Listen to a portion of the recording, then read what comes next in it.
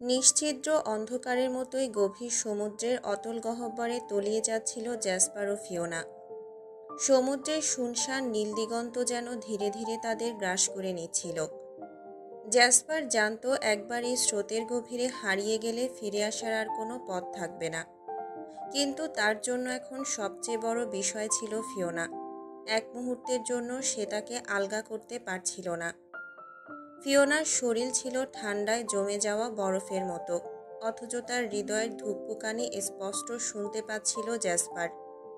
হালকা শ্বাস নেওয়ার চেষ্টা করছিল ফিওনা, কিন্তু গভীর পানির চাপে তার ফুসফুস যেন আগুনের মতো জ্বলছিল।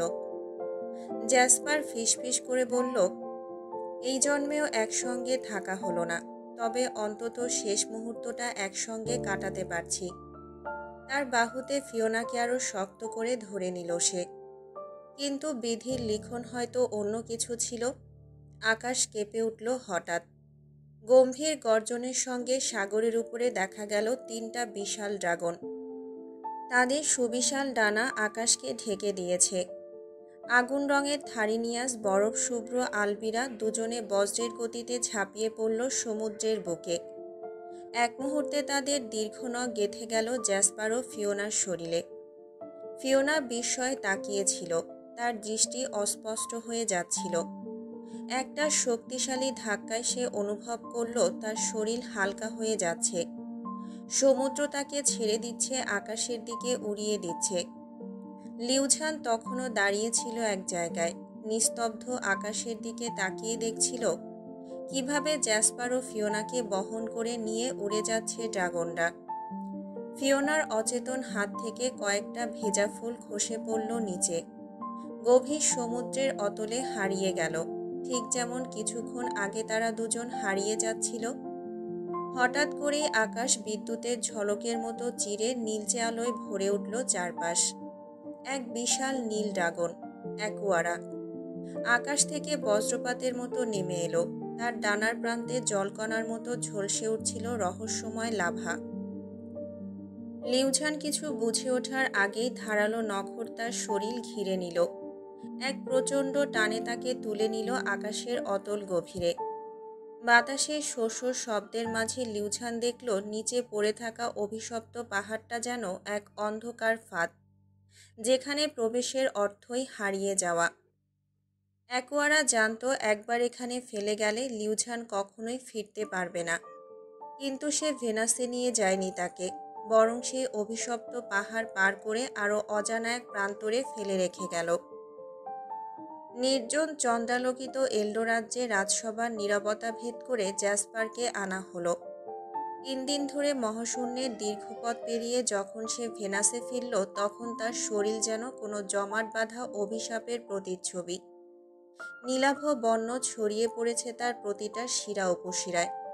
ঠোঁট রক্তশূন্য সাদা, নিঃশ্বাস যেন মৃত্যুর দরজায় কড়া নাড়ছে। জ্যাসপারকে রাজপ্রাসাদের ভেতরে প্রবেশ করানোর সঙ্গে সঙ্গে এল্ডো রাজ্যের বন্দি রাজা ড্রাকোনিসকে মুক্তি দেওয়া হলো। যেই সন্তান একদিন নিজের হাতে তাকে বন্দি করে পৃথিবীতে চলে গিয়েছিল, আজ সেই সন্তানকে মৃত্যুর কোলে ঢলে পড়তে দেখে ড্রাকোনিসের বুকটা কেঁপে উঠল। জ্যাসপার, মাই সান। ড্রাকোনিসের কণ্ঠ ভেঙে গেল, চোখ থেকে ছলছল করে বেরিয়ে এলো যুগের গোপন শোক। রাজা কাঁদলেন এক নিষ্ঠুর পিতার মতো নয়, এক পরাজিত মানুষের মতো যার অস্তিত্বের কেন্দ্রে আজ মৃত্যুর ছায়া ঢেকে গেছে। রাজ্য জুড়ে নেমে এলো ব্যস্ততা। রাজ্যের সর্বশ্রেষ্ঠ বায়োকেমিস্টাররা, মহাজাগতিক চিকিৎসকরা সোনালি আলোর প্রাণশক্তি ব্যবহার করে শত শত চেষ্টা চালাতে লাগলো, কিন্তু কিছুতেই কিছু হলো না। ভেনাসের বায়োকেমিক্যাল জ্যাসপারের শরীরে কার্যকর হলো না। ভেনাসের কোনো ঔষধিই নীল বিষ ছিন্ন করতে পারল না। রাজসভা বন্ধ হয়ে গেল। সমস্ত জ্ঞানের সীমা ছুঁয়ে এখন তারা দাঁড়িয়ে আছে এক অজানা পরিণতির সামনে। নক্ষত্রের আলো যেন জ্যাসপারের নিস্তেজ শরীরের দিকে তাকিয়ে কেঁদে উঠেছে। ফ্লোরাস রাজ্যের আকাশ তখন সোনালি আভায় ঢাকা, কিন্তু রাজপ্রাসাদের বাগান ঘেরা অট্টালিকায় যেন শোকের ছায়া নেমে এসেছে। আলবিরা সমুদ্রপথে ছুটে এসেছিল, কিন্তু ফিওনা সে আর সইতে পারেনি। অতিরিক্ত লবণাক্ত জল আর দুর্বল মানব শরীরের সহ্য সীমা পেরিয়ে গেছে। শুভ্র মখমলের মতো বিছানায় নিথর পড়ে আছে ফিওনা। নিঃশ্বাস ক্ষীণ, চোখ বন্ধ, যেন চিরনিদ্রায় তলিয়ে গেছে। রাজপ্রাসাদের মহল জুড়ে নেমে এসেছে এক অনিশ্চিত অপেক্ষা। লিয়ারা কাঁদছেন, নির্বাক বসে আছেন মেয়ের পাশে। তিনি জানেন ফিওনা কেবল তার মেয়ে নয়, তার একমাত্র আশ্রয়, তার কষ্টতাড়িত চোখের নীরব আকুতি। ফিওনা, আমার ছোট্ট মেয়ে, আমার প্রিন্সেস, তুমি সুস্থ হয়ে মায়ের কাছে ফিরে আসবে তো? রাজা জানেন বোনের কষ্ট সহ্য করতে পারছেন না। তার প্রাসাদের একমাত্র ভাগ্নি, যাকে তিনি কখনো এত দুর্বল অবস্থায় দেখেননি, আজ নিঃসাড় হয়ে পড়ে আছে তার চোখের সামনে। পাশে দাঁড়িয়ে থাকা সিলভা, যে সবসময় প্রাণবন্ত, আজ সেও বাকরুদ্ধ। ডাক্তারের কণ্ঠ শোনা গেল, পেশেন্ট এখন বিপদমুক্ত, কিন্তু কবে জ্ঞান ফিরবে সেই নিশ্চয়তা দিতে পারছি না। এক মুহূর্তের জন্য পুরো রাজ্য স্তব্ধ হয়ে গেল। সময়ের প্রবাহ থেমে আছে। রাজপ্রাসাদের স্নিগ্ধ বাতাসে শুধু একটাই অপেক্ষা, ফিওনার চোখ কখন খুলবে। একদিন পেরিয়ে গেছে, অথচ ফিওনার চোখে এখনো কোনো সাড়া নেই। কিন্তু হঠাৎ করেই তার মস্তিষ্কে প্রচণ্ড চাপ অনুভূত হলো। কোনো অদৃশ্য শক্তি তার চিন্তাকে আঘাত করছে। মাথার ভেতর যন্ত্রণা বাড়তে লাগলো, প্রতিটা স্নায়ুতে আগুন জ্বলছে। অজানা এক অতীতে আটকে যাওয়া স্মৃতির দরজা ধীরে ধীরে খুলছে। সমুদ্রের বিশাল নীল গভীরে এক আহত শার্ক ছটফট করছিল। তার বিশাল দেহের একটা অংশ ছিঁড়ে গেছে কোনো এক অজানা জাহাজের সাথে সংঘর্ষে। রক্তে লাল হয়ে গেছে চারপাশের জল। ধীরে ধীরে শার্কটি ভেসে যেতে থাকে, স্রোতের টানে একটা নির্জন দ্বীপের দিকে। দ্বীপের মানুষগুলো ছুটে আসে। এত বিশাল মাছ, তারা বিস্ময়ে তাকিয়ে থাকে। কিন্তু হঠাৎ করে কেউ একজন কিছু লক্ষ্য করে। শার্কের ক্ষতস্থান থেকে আলো ছড়িয়ে পড়ছে, এক রহস্যময় সবুজাভ বস্তু, যা দেখতে অনেকটাই লাল শেপের মতো, তার শরীরের ভেতরে আটকে আছে। দ্বীপবাসীরা ভাবে হয়তো কোনো মূল্যবান রত্ন, কোনো বহুমূল্য সম্পদ। আলো ক্রমশই উজ্জ্বল হতে থাকে, মনে হচ্ছে সত্যার গভীর থেকে কিছু বেরিয়ে আসার চেষ্টা করছে। কেউ একজন বলল, এটা পাথরের মতো, কিন্তু এই পাথরের ভেতরে কিছু আছে দেখা যাচ্ছে। তারা যখন পাথরটি ভেঙে ফেলল, আলো আর শব্দের প্রবল বিস্ফোরণ ঘটে। সময়ের প্রবাহ ছিন্ন হয়ে গেল। সেই মুহূর্তে ফিওনার নিথর শরীর কেঁপে উঠল। রাজপ্রাসাদের বিছানায় শুয়ে থাকা ফিওনা নিঃশব্দে ঠোঁট ফিসফিস করে উঠল, প্রিন্স। সে জানে না কেন, কিন্তু তার ভেতরে এক অদ্ভুত শক্তির প্রবাহ ছুটে যাচ্ছে। হারিয়ে যাওয়া কোনো অস্তিত্ব তার মস্তিষ্কে ফিরে আসছে, পুনরায় জন্ম নিচ্ছে। এটাই সেই স্মৃতি যা জ্যাসপার তার লকেটের ডিভাইসে বন্দি করে প্রশান্ত মহাসাগরের অতল গহ্বরে ফেলে দিয়েছিল। কিন্তু স্মৃতি কি চিরকাল হারিয়ে যায়, না সময়ের স্রোত আবারও তা ফিরিয়ে এনেছে? ফিওনা এখনও অচেতন, কিন্তু তার ভেতরে এক নতুন যুদ্ধ শুরু হয়ে গেছে। ফিওনার নিথর দেহ হঠাৎই কেঁপে উঠল। তার হৃদস্পন্দন দ্রুত হতে লাগলো, নিঃশ্বাস ভারী হয়ে উঠল। তার মস্তিষ্কের প্রতিটা কোষে কোনো প্রবল বিস্ফোরণ ঘটল। স্মৃতির দ্বার খুলে গেল।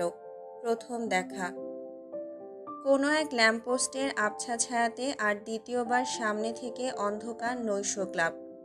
মিউজিকের বিটে মাতাল উন্মাদনার মাঝে এক আগন্তুক দাঁড়িয়েছিল, মুখ ঢেকে রাখা, কালো মাস্কে, মাথায় হুড টানা আর চোখ জোড়া লুকিয়ে সানগ্লাসের আড়ালে। সেদিন ফিওনার মন বলেছিল কিছু একটা অস্বাভাবিক। সে প্রথমবার তার চোখ দেখেছিল গাড়িতে বসে। অলিভ সবুজ, অতলান্তিক, রহস্যময়, গভীরতর কোনো শপথে বাঁধা। সব মনে পড়ছে। জ্যাসপার তাকে অপহরণ করেছিল। মাউন্টেন গ্লাস হাউসের কাচের দেয়ালের বন্দিশালায় সে প্রথম বুঝেছিল এই অপহরণ শুধু শারীরিক নয়, বরং মনেরও। তুমি আমার কাছে বন্দী। কিন্তু দিন যেতে না যেতেই এই অপহরণ এক অদ্ভুত বাঁকে মন নিয়েছিল। ফিওনা বুঝতে পেরেছিল সে এক ড্রাগনের বন্দিনী নয়, বরং এক ড্রাগনের হৃদয়কে বন্দি করে ফেলেছে। বিচ্ছেদ। তারপর জ্যাসপার চলে গেল, আর ফিরে আসেনি। কিন্তু সে কি হার মানার মেয়ে? স্পেসশিপের আলো জ্বলে উঠেছিল। পৃথিবীর মাটি ছেড়ে ফিওনা নিজেই উড়ে গিয়েছিল ভেনাসে ভালোবাসার পিছু ছুটতে। কিন্তু জ্যাসপার, সে ফিওনার মঙ্গলের জন্য তাকে দূরে সরিয়ে দিতে চেয়েছিল। ফিওনা যখন শেষবার তাকে আঁকড়ে ধরেছিল, কান্নায় ভেঙে পড়েছিল, তখনই সে ফিওনার লকেট খুলে নিয়েছিল। সেই লকেটে বন্দি করে ফেলেছিল এক টুকরো অতীত। তাদের প্রথম দেখা, প্রথম চাহনি, প্রথম অদ্ভুত সংযোগ। আর তারপর জ্যাসপার সেই লকেট প্রশান্ত মহাসাগরে ছুঁড়ে ফেলেছিল। এতদিন সে ছিল এক বিভ্রান্ত মানবী, কিন্তু এখন সে ড্রাগন। এবার ফিওনা ফিরে পেয়েছে সব স্মৃতি, ফিরে পেয়েছে তার শক্তি। কিন্তু সে কি জ্যাসপারকে এত সহজে ক্ষমা করবে? না। জ্যাসপার তো কষ্ট পেয়েছে, যেমন কষ্ট সে নিজে পেয়েছিল। পুনরায় জ্যাসপার পাগলামি করছে তাকে ফিরে পেতে। বজ্রপাতের বিকট শব্দ আকাশ কাঁপিয়ে দিল। প্রবল ঝড়ের সাথে বৃষ্টি ভেনাসের বুক চিরে নামছে। কিন্তু ফিওনার জন্য এই বৃষ্টি কেবলই এক ব্যাকুলতা, এক তীব্র আকুলতার অশ্রু। সে আর এক মুহূর্ত অপেক্ষা করতে পারছে না। আমি তো প্রিন্সকে শেষবারের মতো বিষাক্ত ফুলের রস খাইয়েছিলাম। এই সত্যটা বজ্রের চেয়েও ভয়ানক হয়ে তার বুকের ভেতর বাজল। আমরা তো একসঙ্গে তলিয়ে যাচ্ছিলাম সমুদ্রের অতলে। এটা মনে পড়তেই ফিওনার রক্ত হিম হয়ে এলো। সে জানে সে অপেক্ষা করতে পারবে না। ফিওনা দৌড়ে বেরিয়ে গেল তার কক্ষ থেকে। সিঁড়ি বেয়ে নেমে এলো দ্রুত। এক মুহূর্ত পেছনে তাকানোর সময় নেই। প্রাসাদের মেন দরজার সামনে এসে দাঁড়াতেই চারপাশের গার্ডরা হতবম্ব হয়ে গেল। রাজকুমারী কোথায় যাচ্ছেন? কিন্তু ফিওনার চোখে এখন কেবল একটাই গন্তব্য, এল্ডো রাজ্য। বাইরে ঝড় শুরু হয়ে গেছে। প্রকৃতি যেন আজ তার হৃদয়ের তোলপাড়কে প্রতিফলিত করছে। বৃষ্টি ফিওনার মুখ ভিজিয়ে দিচ্ছে, কিন্তু সে থামছে না। বাতাসের তীব্র ধাক্কায় তার চুল এলোমেলো হয়ে যাচ্ছে, কিন্তু সে কিছুই টের পাচ্ছে না। তার একমাত্র লক্ষ্য জ্যাসপার। সে জানে আজ কিছু একটা ঘটতে চলেছে।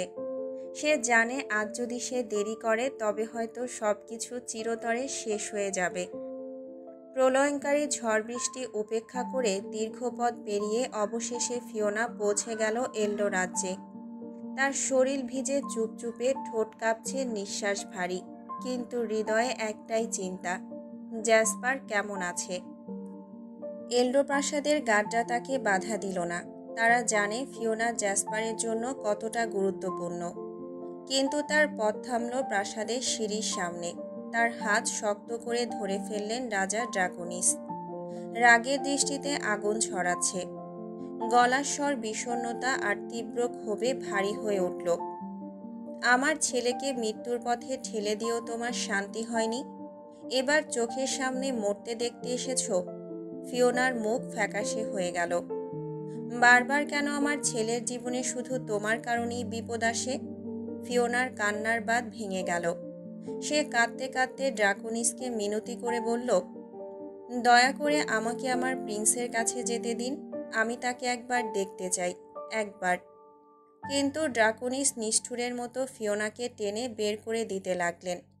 ফিওনা তখন দুই হাতে রাজার পা চেপে ধরল। আমি প্রিন্সকে ছাড়া বাঁচতে পারবো না, প্লিজ আমাকে যেতে দিন। কিন্তু রাজা কোনো দয়া দেখালেন না।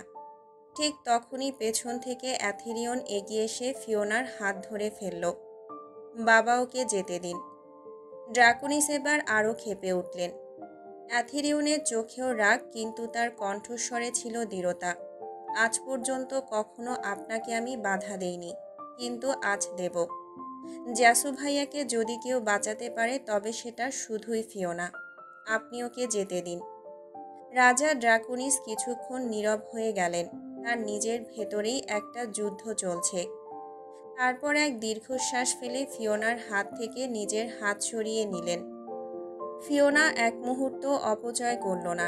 সে দৌড়ে সিঁড়ির দিকে ছুটে গেল, তার প্রিয়তমের কাছে, তার জ্যাসপারের কাছে। ফিওনার হাত কাঁপছে, নিঃশ্বাস ভারী। রাজকীয় কক্ষের বিশাল দরজাটা ঠেলে খুলতেই তার চোখ পড়ল নিথর শুয়ে থাকা জ্যাসপারের দিকে। তার শরীর নীল বর্ণের হয়ে গেছে, ঠোঁট ফ্যাকাশে, একটুও নড়াচড়া নেই। ফিওনার চোখ জ্বলে উঠল কান্নায়। না না, সে দৌড়ে গেল জ্যাসপারের কাছে, হাঁটু গেড়ে বসল বিছানার পাশে। দুই হাতে ধরে তুলল জ্যাসপারের মুখ, হাত বুলিয়ে দিল তার চেহারায়। হঠাৎ তার মনে পড়ল, মাউন্টেন গ্লাস হাউসে যখন এমন হয়েছিল তখন তার চুম্বনেই জ্যাসপার ফিরে এসেছিল। আর এক মুহূর্ত দেরি করল না ফিওনা। সে ধীরে ধীরে এগিয়ে গেল, চোখ বুজল আর তার ঠোঁট ছুঁয়ে দিল জ্যাসপারের ফ্যাকাশে ঠোঁটে। গাঢ় গভীর চুম্বন। একটা মুহূর্ত কেটে গেল, দুইটা তিনটা। হঠাৎ জ্যাসপারের আঙুল একটু নড়ল, তার শ্বাস কিছুটা ভারী হলো। ফিওনা চমকে উঠে তার ঠোঁট সরালো, কিন্তু তখনই জ্যাসপারের হাত ধীরে ধীরে উঠল আর ফিওনার কোমরে জড়িয়ে ধরল। এক মুহূর্তের জন্য পুরো রাজকীয় কক্ষ নিস্তব্ধ হয়ে গেল। জ্যাসপারের চোখ ধীরে ধীরে খুলল। প্রথমে অস্পষ্ট ছিল সব কিছু, মনে হলো বাস্তব আর স্বপ্নের মাঝখানে ফাঁক গলে একটা দুর্বল চিত্র ভেসে আসছে। সে তাকিয়ে দেখল ফিওনাকে তার সামনে। হার্মিংবার্ড, তার প্রিয় হার্মিংবার্ড। হার্মিংবার্ড, এটা কি সত্যিই তুমি? জ্যাসপার হঠাৎ ভেবে পেল না, আমি কি স্বপ্ন দেখছি? ফিওনা জবাব দিল, হ্যাঁ প্রিন্স, আমি সত্যিই তোমার সামনে। আমার সব কিছু মনে পড়েছে প্রিন্স, আমাদের সব স্মৃতি আমার মনে পড়ে গেছে। ফিওনার চোখের দিকে গভীরভাবে তাকিয়ে থাকা জ্যাসপার বুঝতে পারল। কিছুটা অবাক হয়ে বলল, তোমার সব কিছু মনে পড়েছে? জ্যাসপার মনে মনে ভাবল, তাহলে কি লকেটটা কোনোভাবে ভেঙে গিয়েছে? এছাড়া তো অসম্ভব এটা চিন্তা করতে করতেই জ্যাসপার তার আবেগ আর সুখের অনুভূতি থেকে নিজেকে বিরত রাখতে পারল না। সে শক্ত করে ফিওনাকে নিজের দিকে টেনে নিয়ে তার মধ্যে বিলীন হয়ে গেল। মনে হলো ভেনাস বলতে আর কিছুই নেই। একে অপরকে এত শক্তভাবে আঁকড়ে ধরল, মনে হলো যেন ছেড়ে দিলেই হারিয়ে যাবে। ফিওনার দেহ পিষে যাচ্ছিল, তার শরীরের ব্যথা অনুভূত হলেও সে শুধু সুখের অনুভূতিতে ডুবেছিল। তবে কিছুক্ষণ পরেই জ্যাসপার ফিওনাকে আলতো করে ছেড়ে দিল। ফিওনা তার চোখের দিকে তাকিয়ে দেখল জ্যাসপারের দুই চোখে রক্তের অশ্রু। আমি তো ভেবেছিলাম তুমি আর কখনই আমাকে মনে করতে পারবে না, আর কখনো আমাকে মন থেকে ভালোবাসবে না। আমি সারা জীবন তোমার ঘৃণার পাত্র হয়েই থাকব। জ্যাসপার নরম গলায় বলল। ফিওনা তখন জ্যাসপারের চোখের অশ্রু মুছে দিয়ে গালে হাত রেখে বলল, প্রিন্সের হার্মিংবার্ড সবসময় তার ফায়ার মনস্টারকে ভালোবেসেছে আর ভালোবাসবে সারা জীবন। এটা শুনে জ্যাসপার তার আবেগকে আর থামাতে পারল না। সে ফিওনার চোখের পানি চুমু দিয়ে শুষে নিল, তার ঠোঁটে এক নরম চুম্বন রেখে। ফিওনা চমকে উঠল, তার পুরো শরীরে শিহরণ চলল। জ্যাসপার আর অপেক্ষা করল না, সে ফিওনার ঠোঁটে ঠোঁট মিলিয়ে দিল আর পুরো ভেনাস নিঃশেষ হয়ে গেল সেই চুম্বনে। এটা ছিল না শুধু ভালোবাসা, এটা ছিল এক অবিরাম মিলনের প্রতিশ্রুতি, যা কখনোই শেষ হবে না। ফিওনা নিজেকে হারিয়ে ফেলেছে। এক মুহূর্তে সমস্ত মহাবিশ্ব ভুলে গিয়ে জ্যাসপারের শার্টের কাঁধে নিজের হাত দিয়ে শক্ত করে আঁকড়ে ধরল। তার শরীর এক অজানা তৃষ্ণায় মথিত হচ্ছে। প্রতি সেকেন্ডে সেই অনুভূতিকে আরও গভীর করে তুলছিল। ঠোঁট দুটো একে অপরের সাথে মিলে গেল। দুজনের আত্মা একে অপরকে খুঁজে বের করতে চাইছে। জ্যাসপারও এক মুহূর্ত চুপচাপ ফিওনার পেছনের চুলে হাত রেখে আঁকড়ে ধরল। তার স্নিগ্ধ চুম্বনে পুরো ভেনাস থমকে গিয়েছিল। তার ঠোঁটগুলো এমনভাবে ফিওনার ঠোঁটের সাথে মিশে যাচ্ছিল, তাদের চুম্বনে শুধু প্রেম নয়, এক ধরনের গভীর তৃষ্ণার ছাপ ছিল। দুই হৃদয় একে অপরকে এক সেকেন্ডের জন্য না ছেড়ে রাখতে চাইছিল। ফিওনার হৃদয় জ্যাসপারের প্রতি আরও গভীরভাবে বিঁধে গিয়েছিল। এক অজানা অনুভূতির স্রোত তার ভেতর দিয়ে বয়ে যাচ্ছিল। তাদের শরীরের মাঝে এমন এক অবর্ণনীয় তৃপ্তি ছড়িয়ে পড়ছিল যা কোনো শব্দে বর্ণনা করা সম্ভব ছিল না। তারা একে অপরকে খুঁজে পেয়েছে, আবার একে অপরের কাছে ফিরে এসেছে। কিছুই আর গুরুত্বপূর্ণ ছিল না, কেবল তাদের এই মুহূর্তের গভীরতা, তাদের মধ্যে থাকা অসীম ভালোবাসা। গভীর রাত। এল্ডো রাজ্যের আকাশ আজ অন্ধকার। ভেনাসটুকু সেটে রাখা হয়েছে এক কালো চাদরে। বাইরে বৃষ্টি ঝরছিল অনবরত, বিশাল বিশাল ফোঁটায়। এ এক মন্ত্রমুগ্ধ রাত, যেখানে সেলুলয়েটের মতো ভেসে ওঠা প্রাসাদ আর ভিজে জমে থাকা মাটি মনে হচ্ছিল এক আশ্চর্য জগৎ। দূরের প্রাসাদে টিম টিম করে জ্বলছে আভা, কিন্তু পাহাড় ঘেরা এই একান্ত এল্ডো প্রাসাদের কক্ষে জ্যাসপার আর ফিওনা একসঙ্গে। বৃষ্টিতে পুরো ভিজে গিয়েছিল ফিওনা, চেহারা ম্লান হয়ে আছে বৃষ্টির কুয়াশায়। বৃষ্টির জলে ভিজে থাকা ফিওনার দিকে তাকিয়ে জ্যাসপার চুপ করে উঠে গেল। চুপচাপ এগিয়ে এসে তার পাশে দাঁড়িয়ে ফিওনার চুলের দিকে তাকালো। এরপর খুবই সাবধানে তোয়ালে তুলে ফিওনার চুলের দিকে নিয়ে গেল। এক হাতে চুলগুলো টাওয়াল দিয়ে মুছে দিতে শুরু করলো, অন্য হাতে টাওয়ালটা মৃদু করে চালাচ্ছিল। ফিওনার চোখে কোনো কথা ছিল না, তবে তার দেহের প্রতিটা অংশ চুপচাপ, স্বেচ্ছায় জ্যাসপারের আদরের মধ্যে হারিয়ে যাচ্ছিল। কিছুক্ষণ পর যখন ফিওনার চুল বেশ শুকিয়ে গেছে, তখন জ্যাসপার তার হেয়ার ড্রায়ার নিয়ে আসলো আর ধীরে ধীরে ফিওনার ভেজা চুলগুলো শুষ্ক করে দিল। প্রতিটা হাওয়া, প্রতিটা দম ফিওনার চুলে অদ্ভুতভাবে সজীবতা এনে দিচ্ছিল।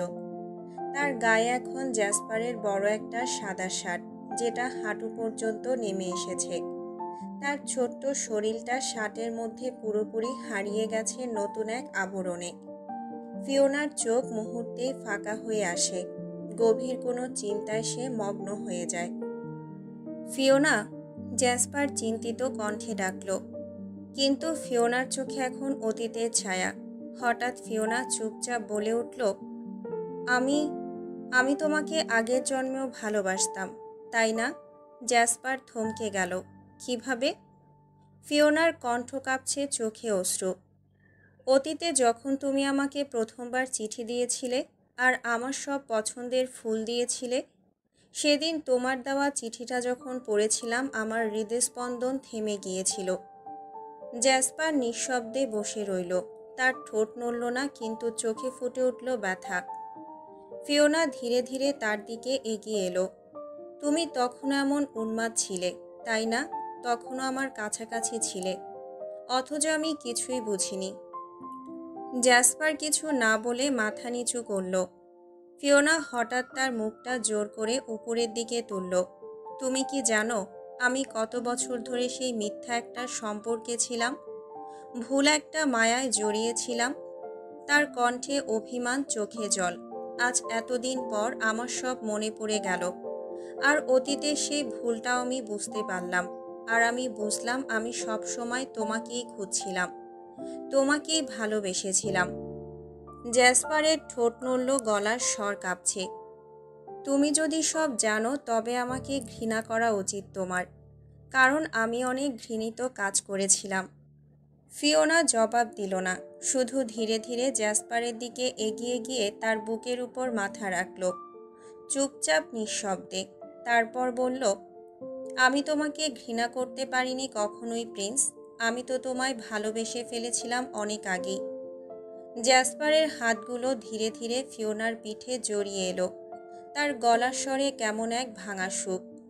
তুমি এমন একজনকে ভালোবেসেছ হারমিংবার্ড, যে তোমাকে পাওয়ার জন্য যে কাউকে নৃশংসভাবে মারতে পারে, সে যতই নির্দোষ হোক না কেন। বাইরে বৃষ্টি থেমেছে, মেঘের আড়ালে ফুটে উঠেছে তারার আলো। গভীর রাত, এল্ডো রাজ্যের অন্ধকারে এক নিঃশব্দ শান্তি। ফিওনার জ্যাসপার বিছানায় পাশাপাশি শুয়েছিল, একে অপরের কাছে আসার জন্য প্রস্তুত। ফিওনার শরীর ক্লান্ত, তার মনে অদ্ভুত এক শূন্যতা, কিন্তু তার পাশেই জ্যাসপার, যে তার মানসিক শান্তি এনে দেয়। ফিওনা ধীরে ধীরে তার হাত দিয়ে জ্যাসপারকে নিজের দিকে টানল, একে অপরকে কাছাকাছি পেল। কিন্তু ঠিক তখনই জ্যাসপার তার কপালে এক কোমল চুমু দিয়ে বলল, তোমার শরীর এখন ক্লান্ত, সবেমাত্র ট্রমা থেকে উঠে এসেছো, এখন বিশ্রাম করো। ফিওনার চোখে মায়ার ঝিলিক, তার শরীরের সমস্ত ক্লান্তি যেন এক মুহূর্তেই দূরে চলে গেল। তার ভেতরে এক অদ্ভুত প্রশান্তি প্রবাহিত হচ্ছিল। পরের রাতে আর ছাড় দেব না তোমাকে হার্মিংবার্ড, জ্যাসপার মিষ্টি কণ্ঠে বলল। প্রেমময় প্রতিজ্ঞা ছিল তার কথায়। ফিওনা হালকা এক হাসি দিয়ে চোখ বন্ধ করল। তার মনে ছিল না আর কিছু, শুধু তার পাশে জ্যাসপার, তার সমস্ত সমর্থন, ভালোবাসা। এরপর তারা একে অপরকে আরও কাছে টেনে নিয়ে একে অপরের শরীরে জড়িয়ে ঘুমিয়ে পড়ল, দুটো হৃদয় একসাথে এক গভীর ভালোবাসায়। সকালবেলা সূর্যের প্রথম রশ্মি এল্ডোরাজ্যে প্রবাহিত হতে শুরু করল। ফিওনা মৃদু চোখ মেলল। তার শরীর এখনও কিছুটা ক্লান্ত, কিন্তু এক অদ্ভুত শান্তি অনুভব করছিল। জ্যাসপার ঘুমন্ত অবস্থায় পাশে ছিল, নিস্তব্ধতায় তার নিঃশ্বাস আসছিল। ফিওনা জ্যাসপারকে ডেকে তুলল। দুজনে একসাথে ওয়াশরুমে প্রবেশ করেছে। ফিওনা জ্যাসপার একসাথে ওয়াশরুমে দাঁড়িয়েছিল। চারপাশে স্নিগ্ধ আলো আর স্নানঘরের নীরবতা ছিল, তাদের একে অপরের প্রতি ঘনিষ্ঠতা আরও বাড়িয়ে দিচ্ছিল। জ্যাসপার মৃদু হাসি দিয়ে ফিওনার দিকে তাকিয়ে বলল, এটা প্রথম সময় এল্ডোরাজ্যের প্রাসাদে আমাদের একসাথে দাঁত ব্রাশ করা, তাই না? ফিওনা একটু লজ্জা পেয়ে মাথা নিচু করল। হ্যাঁ, আমি কখনোই ভাবিনি এরকম কিছু ঘটবে। জ্যাসপার তার হাত দিয়ে টুথপেস্ট লাগাতে লাগলো। তারপর ধীরে ধীরে ফিওনার কাছে এগিয়ে এসে তার টুথব্রাশে টুথপেস্ট লাগিয়ে দিল। ফিওনা তার দৃষ্টি এড়িয়ে কিছুটা নীরব হয়ে দাঁড়িয়েছিল, কিন্তু এক মুহূর্তে তার হাতটাও জ্যাসপারের হাতের সাথে স্পর্শ হয়ে গেল। সেই স্পর্শে ফিওনা অনুভব করল তার হৃদয়ের প্রতিটা স্পন্দন আরও দ্রুত হয়ে উঠছে। জ্যাসপার তার চোখে মুচকি হাসি নিয়ে বলল, তুমি জানো, আমি তোমাকে যতই কাছে পেতে চাই ততই তোমার জন্য একটু বেশি অপেক্ষা করতে ইচ্ছুক। কারণ তুমি যখন আমার কাছে থাকবে তখন ভেনাস আমার কাছে সবচেয়ে সুন্দর হয়ে উঠবে। ফিওনার চোখে চমক জাগল। সে ধীরে ধীরে তার চোখে চোখ মেলল। আমাদের কাছাকাছি থাকার মাঝে আর কোনো বাধা আসবে না, কারণ যতক্ষণ আমরা একসাথে আছি ততক্ষণ আর কোনো কিছুই আমি করি না। ফিওনা তার দিকে একটু ঝুঁকে এসে বলল, নিজের অনুভূতি প্রকাশ করে। একটু পরে তারা দুজনেই দাঁত ব্রাশ করতে করতে একে অপরকে চোখে চোখে কিছু কথা শেয়ার করতে লাগলো। তারা দুজনই একে অপরের মধ্যে এক গভীর সম্পর্ক অনুভব করছিল। একে অপরের মুখে ছোট ছোট হাসি আর অনুভূতি পুরো ভেনাসকে পেছনে ফেলে রেখেছিল। তাদের মধ্যে এমন এক শান্তি ছিল যে শান্তি বাইরে থেকে দেখা যাবে না, কিন্তু একে অপরকে অনুভব করতে পারা এই মুহূর্তে ছিল তাদের জীবনের সবচেয়ে সুন্দর অনুভূতি। হালকা রোদ যখন এল্ডোরাজ্যের আকাশে ফুটতে শুরু করলো তখন সার্ভেন্ট এসে খাবার দিয়ে গেল, কিন্তু জ্যাসপার নিজেই উঠে এক হাতে ট্রে ধরে অন্য হাতে একটা সোনালি চামচ নিয়ে ফিওনার কাছে এলো। ফিওনা, সে মৃদু হাসল। ব্রেকফাস্ট চলে এসেছে, আমি নিজের হাতে খাওয়াবো তোমাকে। ফিওনা একটু অবাক হয়ে তাকালো, কিন্তু জ্যাসপার তার দিকে এমনভাবে তাকাচ্ছিল তার চোখে পুরো ভেনাসটাই ছিল। ফিওনা কিছু বলার আগেই জ্যাসপার চামচে পোট করা ফল তার মুখের কাছে নিয়ে গেল। খাও, তোমার পছন্দের ফল, সে বলল। জ্যাসপার ধীরে ধীরে তাকে আরও কিছু খাবার খাইয়ে দিতে লাগলো। ফিওনার মনের মধ্যে অদ্ভুত উষ্ণতা ছড়িয়ে পড়ল। কত কত মাস সেই সময়গুলো অনুভব করেনি। ফিরে তাকিয়ে জ্যাসপার বলল, তোমার রাতের ড্রেসটা আমি ভালো করে ধুয়ে শুকিয়ে রেখেছি, এখন রেডি হয়ে নাও। ফিওনা সেদিকে তাকালো, তারপর ড্রেসটি হাতে নিয়ে ওয়াশরুমে গিয়ে পরতে শুরু করলো। যখন সে তৈরি হয়ে বের হয়ে এলো তখন জ্যাসপার মৃদু হেসে বলল, তোমাকে ফ্লোরাস রাজ্যে নিয়ে যাব। আগামীকাল ড্রাকোনিসকে নিয়ে তোমাদের প্রাসাদে যাব। ভেনাসের নিয়মে আমাদের বিয়ে হবে। তারপর তুমি আর আমি একসাথে পুরোপুরি মিলিত হয়ে যাব। কোনো বাধার আমাদের ভালোবাসাকে আটকে রাখতে পারবে না। ফিওনার চোখে একটু আর্দ্রতা ছিল, কিন্তু সে মৃদু হাসল আর বলল, আমি রেডি প্রিন্স। এল্ডো রাজ্য থেকে ফ্লোরাস রাজ্যের দিকে গন্তব্যে রওনা হওয়ার সময় জ্যাসপার আর ফিওনা গাড়ির সিটে বসে শান্তভাবে চলছিল। পেছনে এল্ডো রাজ্যের রহস্যময় পাহাড়ি রাস্তা ক্রমেই তাদের ছেড়ে চলে যেতে লাগলো, আর ফ্লোরাস রাজ্যের দিকে এগিয়ে যাচ্ছিল তারা। তবে হঠাৎ একটা অদ্ভুত উপস্থিতি তাদের পথ আটকায়। গাড়ির সামনে একটা দীর্ঘ তীক্ষ্ণ ছায়া দেখা যায়। লিউছান। তার মুখে এক তীব্র আর অপ্রত্যাশিত রুদ্ধতা ছিল। তার চোখের গহীনতা প্রতিটা মুহূর্তকে জ্বালিয়ে দিতে যাচ্ছিল। জ্যাসপার গাড়ি থেকে নেমে দ্রুত বের হয়ে এলো। তারপর ফিওনাকে তার পাশে দাঁড় করিয়ে গম্ভীর সুরে বলল, তোর সাথে হিসেব বাকি, তবে এখানে না, চল পাহাড়ের উপর। তার কণ্ঠে রাগ আর দৃঢ়তার এমন এক মিশ্রণ ছিল যা লিউছানকে প্রভাবিত না করেই থাকতে পারবে না। ফিওনা কিছুটা শঙ্কিত, তবে তাকে এই পরিস্থিতিতে সামলানোর অভ্যস্ত জ্যাসপারকে অনুসরণ করল। তারা তিনজন একসাথে পাহাড়ের পথে পা বাড়ালো। ভেনাসের এক দুর্গম পাহাড়ের শীর্ষে তারা মুখোমুখি দাঁড়িয়েছিল। এখন দুই পুরুষ জ্যাসপার আর লিউছান মুখোমুখি দাঁড়িয়েছিল, কিন্তু ফিওনা তার অবিশ্বাস্য সাহসিকতার সাথে জ্যাসপারের পাশে দাঁড়িয়েছিল। তার হৃদয় মনে হচ্ছিল ধুকপুক করছিল, কিন্তু সে জানত এই মুহূর্তে তাকে শক্ত থাকতে হবে। জ্যাসপার আর লিউছান একে অপরকে গভীর দৃষ্টিতে তাকিয়ে রইল। মনে হচ্ছে শত্রু নয়, দুটো পুরনো বন্ধুর মধ্যে এক অনির্ণিত যুদ্ধের প্রতীক হয়ে দাঁড়িয়ে আছে। ফিওনা সেদিকে তাকালো। সবার মধ্যে একটা অদ্ভুত বিরোধের অনুভূতি ছিল, কিন্তু সে কোনো কিছুই বলল না। শুধু জ্যাসপারের পাশে দাঁড়িয়ে চোখে তার অস্বস্তি ছিল, কিন্তু মন যেন এই যাত্রার জন্য প্রস্তুত ছিল। পাহাড়ের শীর্ষে হঠাৎ হাওয়ার গতি আরও বেড়ে যায়। চারপাশে কুয়াশার মতো এক থমথমে নীরবতা। ঠিক তখনই লিউছান এক পলকে এগিয়ে আসে। ফিওনার দিকে এগিয়ে এসে তার হাতটা শক্ত করে ধরে টেনে বলে ওঠে, চলো ফিওনা, তোমাকে জোর করে ওর সাথে থাকতে হবে না। যতই ও তোমাকে ভয় দেখাক, ওর কাছে তোমার ভয় পেয়ে থাকার দরকার নেই। এবার যা হয় হোক, শেষ পর্যন্ত লড়বো আমরা, আমাদের জন্য, আমাদের মুক্তির জন্য। ফিওনা হতবাক। তার হাতটা লিউছানের শক্ত মুঠোয়, কিন্তু সে কিছু বলার আগেই এক ঝড়ের গতিতে জ্যাসপার এগিয়ে আসে। তার চোখে আগুন, দৃষ্টিতে শীতল গর্ধ। সে এক ঝটকায় লিউছানের হাত চেপে ধরে, তার কণ্ঠ তীক্ষ্ণ আর কম্পমান। তোর সাহস তো কম না, আমার ফিওনার হাত ধরেছিস। তার চোখে রক্তিম আভা খেলে যায়। মুহূর্তে আগুনে পরিণত হবে সে। ওর হাত ছাড় লিউছান, না হলে তোর হাত তোর সাথেই থাকবে না। সেই মুহূর্তে পাহাড়ের বাতাস থমকে যায়।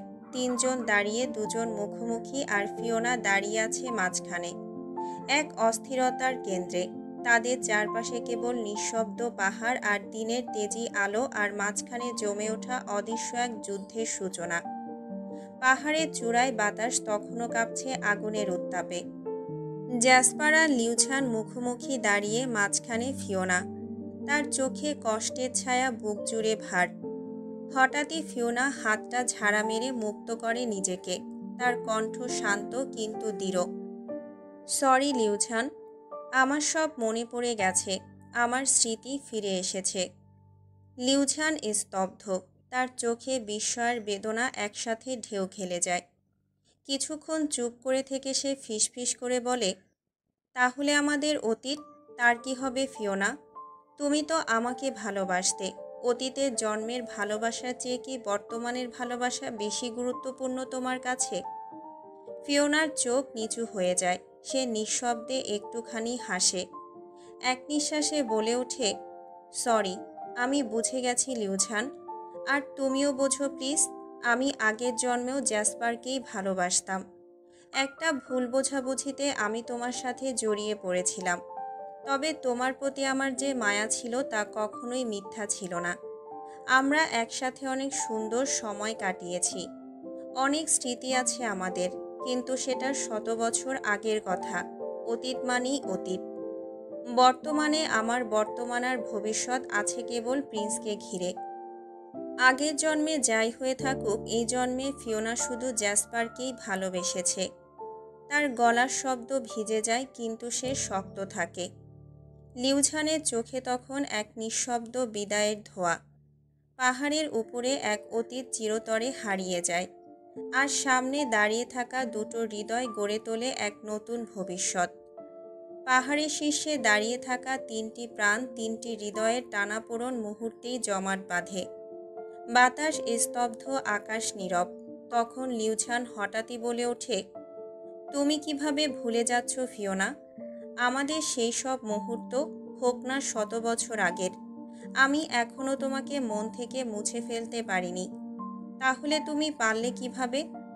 ফিওনার চোখে জল চিকচিক করে ওঠে, কিন্তু তার কণ্ঠে থাকে দৃঢ়তা। সে ধীরে ধীরে বলে, লিউঝান, একটা সত্যি কথা বলি। শুনে হয়তো তোমার খারাপ লাগবে, তবুও বলতেই হবে। আমি প্রেমে পড়েছিলাম, কিন্তু তোমার নয়। আমি প্রেমে পড়েছিলাম সেই চিঠির, সেই ফুলের, সেই অনুভবের, যে আমাকে কখনো দেখা দেয়নি, তবুও প্রতিবার অনুভব করিয়েছে তার উপস্থিতি। আমি তাকে স্বপ্নে দেখতাম, অনুভব করতাম, আর ভাবতাম তুমিই সে। কিন্তু না, সেই ছায়া, সেই অনুভব আসলে ছিল থেরন। তার চোখ ভিজে যায়। সে এক মুহূর্ত থেমে আবার বলে, আগের জন্মে আমি থেরনকে ঘৃণা করতাম, কারণ সে ছিল অন্যরকম, অহংকারী, রুক্ষ। আর তুমি ছিলে নরম, শান্ত। তোমার প্রতি আলাদা ভালো লাগা কাজ করত, মায়া কাজ করত। তোমার প্রতি প্রেমের যে অনুভূতি আমার জন্মেছিল, তা শুধু চিঠি থেকে এসেছিল। কিন্তু লিউঝান, সে চিঠি তুমি লেখনি। সব কিছু বাদ দাও। আমি একটা কথাই পরিষ্কার করে বলি, আগের জন্মে কায়রা জাইরনকে যতটা ভালোবাসতো, তার থেকেও অনেক অনেক বেশি ভালোবাসে ফিওনা তার প্রিন্স জ্যাসপারকে। তুমি আমাদের মাঝে থেকো না লিউঝান। আমাদের ভালোবাসার পথ থেকে সরে দাঁড়াও। আমাকে ক্ষমা করে দিও প্লিজ। আমাদের মিলনে বাধা হইও না। আমি সারা জীবন তোমাকে আমার প্রিয় বন্ধুর চোখে দেখব, প্রমিস রইল। জ্যাসপার তখন ফিওনার হাত শক্ত করে ধরে, আর লিউঝান এক নিঃশ্বাসে হারিয়ে যায় তার সমস্ত আশা। কিন্তু ফিওনার মুখে সেই দৃঢ়তা দেখে সে বুঝে যায়, ভালোবাসা কখনোই জোর করে ধরে রাখা যায় না। ভালোবাসা মানেই মুক্তি। লিউঝান গভীর নিঃশ্বাস নিল, চোখে একরাশ বিষাদ। ফিওনার দিকে তাকিয়ে বলল, কারো মনের বিরুদ্ধে যুদ্ধ করে কাউকে হাসিল করা যায় না। আমি স্যাক্রিফাইস করতে জানি। যাকে ভালোবাসি তার সুখ আমার কাছে সবচেয়ে আগে। তার কণ্ঠে এক ধরনের তিক্ত প্রশান্তি। ফিওনার চোখ বড় হয়ে গেল। তোমাকে আমার জীবন, আমার মস্তিষ্ক থেকে আজকে মুক্ত করে দিলাম। তবে হৃদয় থেকে হয়তো মুক্ত করতে পারবো না ফিওনা, কারণ তোমার বসবাস আমার হৃদয়ের 100 বছরের। লিউঝানের কণ্ঠে হালকা কম্পন। সে নিজেকেই বোঝানোর চেষ্টা করছে। সে ফিওনার চোখের গভীরে একবার দেখল, তার স্মৃতিতে সেই চাহনিটা স্থায়ী করে রাখতে চাইল। তারপর একরাশ ক্লান্তি নিয়ে বলে উঠল, তবে তুমি যদি জ্যাসপারকে নিয়ে সুখে থাকো, তাতে আমি বাধা দেওয়ার কে? আমি আর কোনোদিন তোমার আর তোমার ভালোবাসার মাঝে বাধা হয়ে দাঁড়াবো না। লিউঝান এক মুহূর্ত স্তব্ধ থাকে। বাতাস তার বুকের ভার টেনে নিচ্ছে। তারপর নিচু গলায় হালকা হাসির ছায়া চোখে এনে সে বলল, আসলে আজকে আমি বুঝতে পারলাম, আমি সব সময় ছিলাম তৃতীয় ব্যক্তি। ভেবেছিলাম তুমি আমার ছিলে, কিন্তু বাস্তবে কখনোই ছিলে না। আমি শুধু তোমার জীবনের একটা ছোট্ট অধ্যায় ছিলাম, আর তোমার পুরো উপন্যাসটা, সবটাই ওর নামে লেখা ছিল। সে একবার ফিওনার দিকে, একবার জ্যাসপারের দিকে তাকিয়ে হালকা মাথা নেড়ে বলল, ভালো থেকো ফিওনা। তোমার ভালোবাসা তুমি ফিরে পেয়েছো, এটাই সবচেয়ে বড় জয়। আমার হার মানাটাও আজকে বোধহয় সঠিক সিদ্ধান্ত। ফিওনার চোখ দিয়ে টপ টপ করে অশ্রু গড়িয়ে পড়ছে। সে লিউঝানের দিকে তাকিয়ে কাপা কণ্ঠে বলল, আমি দুঃখিত লিউঝান, সত্যিই দুঃখিত। তোমার মনটা আমি অনেকবার কষ্ট দিয়েছি। আমাকে ক্ষমা করে দিও। লিউঝান ফিওনার দিকে এক পা এগিয়ে এসে শান্ত কণ্ঠে বলল, ফিওনা, তুমি কাঁদবে না প্লিজ। আমি সব বুঝি। আমি চাইলেও তোমার হৃদয়ে স্থান নিতে পারতাম না, কারণ সেটা তো আর আমার জন্য ছিল না কখনোই। সে ধীরে ধীরে ফিওনার কাঁধে হাত রাখতে এগিয়ে এলো সান্ত্বনা দেওয়ার জন্য, কিন্তু ঠিক সেই মুহূর্তে জ্যাসপার তার হাতটা ধরে ফেলল শক্ত করে। ঠান্ডা গলায় বলল, দূর থেকে কথা বল, ওকে টাচ করার দরকার নেই, যা বলার দূর থেকেই বল। লিউঝান প্রথমে একটু থমকে গেল। লিউঝান মুখে হালকা বিরক্তির ছাপ নিয়ে একটা ছোট্ট নিঃশ্বাস ফেলল। তারপর জ্যাসপারের চোখে চোখ রেখে বলল, you are such a childish. এতটা পজিটিভ হওয়ার মানে কি? তুই কি বিশ্বাস করিস না ফিওনা তোরই? তার কণ্ঠে হতাশা ছিল, কিন্তু সেই সঙ্গে একটা ব্যঙ্গ লুকিয়েছিল। জ্যাসপার ঠান্ডা গলায় উত্তর দিল, বিশ্বাস করি, কিন্তু কিছু জিনিস শুধু বিশ্বাস করেই বসে থাকা যায় না, প্রমাণও রাখতে হয়। ফিওনা চুপচাপ দাঁড়িয়ে শুনছিল, আর ভেতরে ভেতরে অনুভব করছিল দুই পুরুষের একান্ত লড়াই, যেখানে ভালোবাসা, অহংকার আর হারানোর ভয় মিলেমিশে এক অদ্ভুত টানাপোড়েন তৈরি করেছে। পাহাড়ের শান্ত বাতাস আচমকাই থমকে যায়। এক মুহূর্তে চারপাশ থমথমে। তারপর হঠাৎ ফিস একটা তীক্ষ্ণ শব্দ। দূর থেকে ছুটে আসা একটা তীর সোজা গিয়ে লিউঝানের বুকে বিঁধল। লিউঝানের মুখটা ফ্যাকাশে হয়ে যায়, পা ডগমগ করে, আর সে মাটিতে লুটিয়ে পড়ে। ফিওনা বিস্ময়ে চিৎকার করে ওঠে, লিউঝান! জ্যাসপার চোখ বড় বড় করে দূরের পাথুরে ঢালের দিকে তাকায়। সেখানে দাঁড়িয়ে আছে অ্যাথেরিয়ন, তার হাতে ধরা ধনুক, চোখে আগুনের মতো রাগ। তুমি আবার এসেছো তাদের মাঝে? অ্যাথেরিয়নের কণ্ঠে বিদ্বেষ। সে আরেকটা তীর ধরে ধনুক চড়াতে যাচ্ছে, ঠিক তখনই ফিওনা দৌড়ে গিয়ে লিউঝানকে আড়াল করে দাঁড়িয়ে পড়ে। না, থামো, আর একটাও তীর নয়। জ্যাসপার সঙ্গে সঙ্গে তার হাতে ইশারা করে বলল, অ্যাথেরিয়ন, থেমে যা। অ্যাথেরিয়নের চোখে দ্বিধা, কিন্তু সে ধনুক নামিয়ে আনে। জায়গাটা আবার স্তব্ধ। লিউঝান কষ্ট করে নিজের বুক থেকে তীরটা টেনে বের করে। রক্তে ভেজা হাত। ফিওনা তাকে ধরে রাখতে যায়, কিন্তু জ্যাসপার তাকে টেনে সরিয়ে রাখে। তুমি সরে যাও হার্মিংবার্ড। তার গলায় ছিল অভিজাত অথচ কোমল আদেশ। তারপর সে নিজেই হাত বাড়িয়ে দিল লিউঝানের দিকে। এক মুহূর্তের নীরবতা। লিউঝান প্রথমে দ্বিধা করে, কিন্তু পরক্ষণেই জ্যাসপারের হাতটা ধরে। সে ধীরে ধীরে উঠে দাঁড়ায়। একটা অদ্ভুত নীরব সম্মানবোধ তাদের দুইজনের চোখে। দুই প্রতিদ্বন্দ্বী, কিন্তু মুহূর্তটাতে ছিল কিছুটা গ্রহণযোগ্যতা। আর ফিওনার চোখে ততক্ষণে জলের ধারা। কারণ প্রেম, প্রতিযোগিতা আর ক্ষমার এই ত্রিভুজে সে প্রথমবার অনুভব করল যে পুরনো সব ঘৃণা এবার শেষ হতে পারে, যদি সবাই চায়। অ্যাথেরিয়ন ধীরে ধীরে সামনে এগিয়ে আসে। তার চোখে জ্বলছে রাগ, আর কণ্ঠটা থরথর করে ওঠে। জ্যাসু ভাইয়া, তুমি ওকে মারতে বাধা দিচ্ছ কেন? ও তো আবারও তোমাদের মাঝে আসার চেষ্টা করছে। জ্যাসপার চুপচাপ কিছুক্ষণ তাকিয়ে থাকে লিউঝানের দিকে। তারপর শান্ত গলায় বলে, ও কথা দিয়েছে ও আমাদের মাঝে আর আসবে না। আমি বিশ্বাস করেছি। অ্যাথেরিয়নের কণ্ঠ আরও চড়ে যায়। তুমি ভুলে গেছো ভাইয়া? ওর ছলনায় ফিওনা তোমাকে সেই ফুলের রস খাইয়েছিল। তোমার প্রাণী তো চলে যাচ্ছিল, আর তুমি এখন ওকে ছেড়ে দিচ্ছ। জ্যাসপার ধীরে ধীরে মাথা ঘুরিয়ে অ্যাথেরিয়নের চোখে চোখ রাখে। তার ঠোঁটে এক টুকরো বাঁকা হাসি খেলে যায়, আর সে গম্ভীর গলায় বলে, everything is fair in love and war. পেছনে দাঁড়ানো ফিওনা তখন নিঃশব্দে তাকিয়ে থাকে জ্যাসপারের দিকে। তার চোখে তখন বিস্ময়, প্রশ্রয় আর গভীর কৃতজ্ঞতা, কারণ প্রিন্স ক্ষমা করতেও শিখে গেছে। জ্যাসপার তখন ধীরে ধীরে সামনের দিকে এগিয়ে আসে। তার চোখ গম্ভীর, কণ্ঠ ভারী। আমি জানি অ্যাথেরিয়ন, তুই ওর উপর কোনো কেমিক্যালের তীর ছুঁড়েছিস। ওর শরীরে এখন বিষ ছড়িয়ে পড়েছে। জ্যাসপার এক পলক লিউঝানের দিকে তাকায়, তারপর ফিরে অ্যাথেরিয়নকে নির্দেশ দেয়, তুই ওকে এখনই এল্ডো রাজ্যে নিয়ে যা।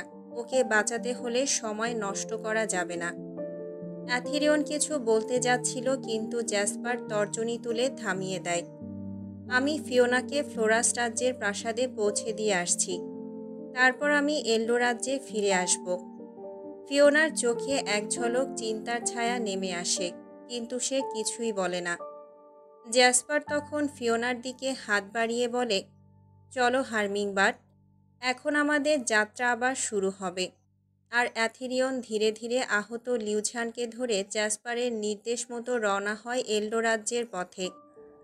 অ্যাথিরিয়ন ধীরে ধীরে লিউঝানকে ধরে এল্ডো রাজ্যের প্রাসাদের ভেতরে ঢোকে। তার মুখে কোনো আবেগ নেই, চোখে কেবল দায়িত্বের ছাপ। সে লিউঝানকে অতিথিকক্ষের নরম সাদা বিছানায় শুইয়ে দিয়ে দরজার দিকে তাকিয়ে জোরে বলে ওঠে, অ্যাকোয়ারা, কোথায় তুমি? দ্রুত এসো। কিছুক্ষণের মধ্যেই হালকা নীল গাউন পরা অ্যাকোয়ারা ঘরে প্রবেশ করে। রিয়ন, কি হয়েছে ওনার? কেমিক্যালের তিল লেগেছে। অ্যাথিরিয়নের কণ্ঠে ক্লান্তি, কিন্তু গম্ভীরতা এখনও বজায়। এখনই শক্তিশালী ভেষজ ঔষধ বানাও। ওর শরীরের ভেতর যে বিষ ছড়িয়ে পড়ছে তা থামাতে হবে। অ্যাকোয়ারা হালকা হেসে সম্মতি দেয়। ঠিক আছে, আমি ঔষধ তৈরি করে নিয়ে আসছি। তবে এই কাজ সহজ হবে না। বিষ অনেক পুরনো আর গভীর মনে হচ্ছে। অ্যাথিরিয়নের ঠোঁটের কোণে হালকা হাসি, তবে চোখে কঠিন সতর্কতা। তোমার কাছেই ভরসা অ্যাকোয়ারা, তুমিই পারবে। ঘরের বাতাস ভারী হয়ে ওঠে, সময় যেন থেমে থাকে লিউঝানের নিঃশ্বাসের অপেক্ষায়। অ্যাথিরিয়ন দরজার পাশে দাঁড়িয়ে একবার ঘুরে তাকায় লিউঝানের দিকে। তারপর ধীরে ধীরে অ্যাকোয়ারার দিকে ফিরে বলে, আমি একটা জরুরি কাজে যাচ্ছি। তার কণ্ঠে আগের মতোই দৃঢ়তা, কিন্তু চোখে লুকানো একটা ক্লান্তি। তুমি ওর খেয়াল রেখো অ্যাকোয়ারা শান্ত গলায় মাথা নেড়ে সম্মতি জানায়। আমি আছি, তুই নিশ্চিন্তে যা। অ্যাথিরিয়ন একটু থেমে বলে, যা যা দরকার হয় করো। চিকিৎসার সুরক্ষা সব। শুধু একটা কথাই মনে রেখো, ফিওনা আর জ্যাসু ভাইয়ার কারণে হলেও ও আমাদের রাজ্যের অতিথি। এই বলে অ্যাথিরিয়ন কক্ষ থেকে বেরিয়ে যায়, আর দরজা ধীরে ধীরে বন্ধ হয়ে আসে। ঘরের ভেতরে পড়ে থাকে নিস্তব্ধতা, আর সেই নিস্তব্ধতার মাঝে অ্যাকোয়ারা কিছুক্ষণ চুপ করে দাঁড়িয়ে থাকলো। জ্যাসপার ফ্লোরাস রাজ্যের প্রাসাদের সামনে গাড়ি থামিয়ে ধীরে ফিওনার দিকে তাকালো। তার চোখে ছিল এক অদ্ভুত কোমলতা, যেন সে কিছু বলতে চায় কিন্তু শব্দ হারিয়ে ফেলেছে। ফিওনা নিচে নামার আগে এক মুহূর্ত চুপ করে বসে থাকে। তারপর দরজা খুলে গাড়ি থেকে নেমে পড়ে। ভালো থেকো প্রিন্স, ফিসফিস করে বলে সে। জ্যাসপার মাথা হেলিয়ে সম্মতি জানায়। গাড়ি ঘুরিয়ে ফিরে যায় এল্ডো রাজ্যের পথে। ফিওনা ধীরে ধীরে ফ্লোরাস প্রাসাদের বিশাল ফটক দিয়ে ভেতরে প্রবেশ করে। তার শরীর ভেজা নয়, কিন্তু চোখে মুখে ক্লান্তির ছাপ স্পষ্ট। প্রবেশ করতে চোখে পড়ে ড্রয়িং রুমে বসে আছেন লিয়ারা, রাজা জারেন, অ্যালিসা আর সিলভা। সবাই যেন অনেকক্ষণ ধরে তার অপেক্ষায় ছিল। লিয়ারার সঙ্গে সঙ্গে উঠে দাঁড়ান, কণ্ঠে রাগ আর চিন্তার মিশ্র প্রতিফলন। তুমি কি করেছো ফিওনা? কাল রাতে কারো কথা না শুনে দৌড়ে বেরিয়ে গেলে। তারপর শুনি তুমি সোজা গিয়েছো এল্ডো প্রাসাদে, জ্যাসপারের কাছে। কেন ফিওনা? ঘরের মধ্যে এক মুহূর্তের জন্য নীরবতা নেমে আসে। ফিওনা এগিয়ে এসে মাথা নিচু করে বলে, আমি জানি আমার ব্যবহার অনুচিত ছিল, কিন্তু আমার সব স্মৃতি ফিরে এসেছে মা। আমি বুঝতে পেরেছি আমি আসলে কাকে ভালোবাসি। আমি জ্যাসপারকে ভালোবাসি। আর পৃথিবীর নিয়মে আমাদের বিয়ে আগেই হয়ে গেছে। জ্যাসপার আমার স্বামী। তার এই কথায় ঘরে ছড়িয়ে পড়ে বিস্ময়ের নিস্তব্ধতা। লিয়ারা হতবাক, এলিসা স্তব্ধ, আর রাজা জারেন চোখ বন্ধ করে দীর্ঘ নিঃশ্বাস ফেলেন। এই মুহূর্তে কেউ কিছু বলে না, শুধু নিঃশব্দে ধীরে ধীরে ফিওনার সত্য উচ্চারণ করে ফেলে, চিরন্তন এক সম্পর্কের স্বীকৃতি। লিয়ারা দাঁড়িয়েছিলেন, চোখে রাগ আর অভিমান মিলিয়ে এক অদ্ভুত অভিব্যক্তি। তুমি বুঝতে পারছো না ফিওনা, ওর মতো ছেলের সঙ্গে থাকা তোমার জন্য কতটা বিপজ্জনক। সে অহংকারী, রুক্ষ, আর আমাদের চোখে ধুলো দিয়ে ঠিক তোমার বিয়ের দিন তোমাকে তুলে নিয়ে গিয়েছিল। এমন কেউ কি বিশ্বাসযোগ্য হতে পারে? ফিওনা মায়ের সামনে গিয়ে ধীরে গলা নামিয়ে বলল, আমি জানি মা, ও যা করেছে সেটা সহজে মেনে নেওয়ার মতো না, কিন্তু আমি তার হয়ে ক্ষমা চাইছি। প্লিজ, ওর মধ্যে যা দেখেছো তুমি, তার বাইরে আরও অনেক কিছু আছে। ও আমাকে ভালোবাসে তাই এসব করেছে। একটা থেমে যাওয়া নিঃশ্বাসের পর ফিওনা আরও বলল, আর লিউঝানো সব মেনে নিয়েছে মা। সে নিজেই আমাদের থেকে সরে এসেছে। তাহলে তুমি কেন আটকাচ্ছ? আমার কাছে ভালোবাসা মানে শুধুই অনুভূতি না, সেটা একটা প্রতিশ্রুতি। আর আমি সেই প্রতিশ্রুতি জ্যাসপারকে দিয়েছি এই জন্মে, হয়তো অজান্তে আগের জন্মেও। প্লিজ মা, তুমিও মেনে নাও। লিয়ারার চোখের কোণে অশ্রু জমে ওঠে, কিন্তু তিনি মুখ ঘুরিয়ে নেন। তার ভেতরে দ্বন্দ্ব। একদিকে মেয়ের ভবিষ্যতের চিন্তা, অন্যদিকে তার ভালোবাসার দৃঢ়তা। প্রাসাদে একটা ভারী নীরবতা নেমে আসে। লিয়ারা মুখে কিছু না বলেই ধীরে ধীরে সরে যায়। তার চলার ভঙ্গিমাতেই হতাশার অভিমান জমে থাকে। দরজার চৌকাঠ পেরিয়ে নিজ কক্ষে ঢুকে তিনি দরজাটা ধীর করে বন্ধ করে দেন। ফিওনার চোখের কোণে অশ্রু জমে ওঠে, কিন্তু সে চুপ করে দাঁড়িয়ে থাকে। অ্যালিসা রাগে ঠোঁট কামড়ে ফেলে, মুখটা লাল হয়ে গেছে ক্ষোভে। তুমি সব কিছুর তোয়াক্কা না করে ওর কাছে গিয়েছিলে? একজন প্রিন্সেস হিসেবে কিভাবে এতটা দায়িত্বহীন হও তুমি? বলেই ঝড়ের মতো বেরিয়ে যায় সে। ফিওনা মাথা নিচু করে দাঁড়িয়ে থাকে, কিছুই বলে না। ঠিক তখনই সিলভা ধীরে ধীরে ফিওনার পাশে এসে দাঁড়ায়। কোমলভাবে ফিওনার কাঁধে হাত রাখে, তারপর মায়াভরা কণ্ঠে বলে, তুমি ঠিক আছো তো ফিওনা? ফিওনা কিছু না বললেও চোখের জলে জবাব দেয়। সিলভা ফিসফিস করে বলে, ভালোবাসার সহজ পথ নয় জানি, কিন্তু তুমি যদি সত্যি প্রিন্সকে ভালোবাসো, তবে একে একে ধরে রাখার শক্তিটাও তোমারই থাকতে হবে। আমি তোমার পাশে আছি সব সময়। এই ছোট্ট সান্ত্বনায় যেন ফিওনার মনে এক টুকরো আশার আলো ছড়িয়ে দেয়। অতিথি কক্ষের দরজার পাশে দাঁড়িয়ে অ্যাকোয়ারা গভীর দৃষ্টিতে লিউঝানের দিকে তাকালো। তার হাতে ছিল গন্ধযুক্ত সবুজ রঙের পেস্ট আর কিছু তুলো ও কাপড়। লিউঝানের ব্লেজার আর শার্ট রক্তে ভিজে গেছে, বুকের মাঝখানে রক্ত এখনো গড়িয়ে পড়ছে। সে কষ্টে চোখ মুখ শক্ত করে উঠে বসতে অ্যাকোয়ারা বলল, আপনার ড্রেস খুলতে হবে, ওষুধ লাগাবো। লিউঝান ভ্রুকুচকে এক হাত বুকের উপর চেপে ধরে ব্যথায় গলা শক্ত করে বলল, আর ইউ ক্রেজি? তোমার সামনে আমি কিভাবে আমার পোশাক খুলব? অ্যাকোয়ারা বিরক্ত চোখে তার দিকে তাকিয়ে এক ধাপ এগিয়ে এলো। আজব, তাহলে আপনি কি চান? রক্তে ভিজে এভাবেই মরতে? আমি চিকিৎসক না হলেও আপনার জীবনের দাম জানি। আমি মেয়ে বলে কি আমার সামনে শার্ট খুলতে সমস্যা? তবে এখন আমাকে মেয়ে না ভেবে নার্স ভাবুন। লিউঝান ঠোঁট কামড়ে কিছু বলছিল না। তার চোখে এক ধরনের দ্বিধা, লজ্জা, অসম্মান। অ্যাকোয়ারা এবার সোজা হয়ে বলল, শুনুন, আমি যুদ্ধের ময়দানে রক্ত দেখেছি, শরীরের ক্ষত সেলাই করেছি। আপনি আমার কাছে আর 5 জনের মতোই একজন আহত যোদ্ধা। আমি মেয়ে, এই পরিচয়ে আপনার মৃত্যুর কারণ হতে চাই না। লিউঝান ধীরে ধীরে মাথা নিচু করে, তারপর এক হাত দিয়ে নিজের ব্লেজারটা খুলতে লাগলো। কষ্টে কাঁপছিল শরীর। অ্যাকোয়ারা পেছন ঘুরে গেল আর বলল, আপনি তৈরি হলে বলুন, আমি পিঠের দিকটা আগে পরিষ্কার করে দেই। কক্ষটা তখন হালকা নিঃশব্দ, কিন্তু বাতাসে একটা অদ্ভুত স্নিগ্ধতা। দুই বিপরীত মনের ড্রাগনের মধ্যে নতুন একটা বিশ্বাসের সূচনা হচ্ছিল। রাত গভীর। এল্ডোপ্রাসাদের এক কোণে জ্বলছে মৃদু আলো। জ্যাসপার তার কক্ষে বসে তার সামনে একটা কালো রঙের সীসা ধরে আছে। উপরে ফয়েল দিয়ে ঢাকা, নিচে জলের চেম্বার, আর তাতে সংযুক্ত একটা লম্বা ধোয়া ভরা পাইপ। ধীরে ধীরে সে টান দিচ্ছে, সীসার মাথা থেকে মিষ্টি সুগন্ধি ধোঁয়া উঠে যাচ্ছে বাতাসে। কক্ষের নিস্তব্ধতা সেই ধোঁয়ার সঙ্গেই মিলিয়ে যাচ্ছে। তার ভেতরের অস্থিরতাগুলো ধোঁয়ার আকারে আকাশে উড়ে যাচ্ছে। দরজার পাশে হঠাৎই একটা পরিচিত ছায়া ভেসে উঠল। রাজা ড্রাকুনিস গম্ভীর চোখে ছেলেকে লক্ষ্য করে বললেন, তুমি তাহলে সিদ্ধান্ত নিয়েই নিয়েছ ওই মেয়েটাকে বিয়ে করবে? জ্যাসপার ধীরে সীসাটা নামিয়ে রাখল। চোখের কোণে এক টুকরো ক্লান্তি, একরাশ আবেগ। তারপর সোজা হয়ে বলে উঠল, হ্যাঁ, কতবার বলেছি ফিওনা আমার অক্সিজেন, আর অক্সিজেন ছাড়া কেউ বাঁচে? তার গলায় ছিল স্থির গভীরতা আর চোখে ছিল অদম্য প্রেমের দীপ্তি। কিন্তু রাজা ড্রাকোনিস থেমে গেলেন না।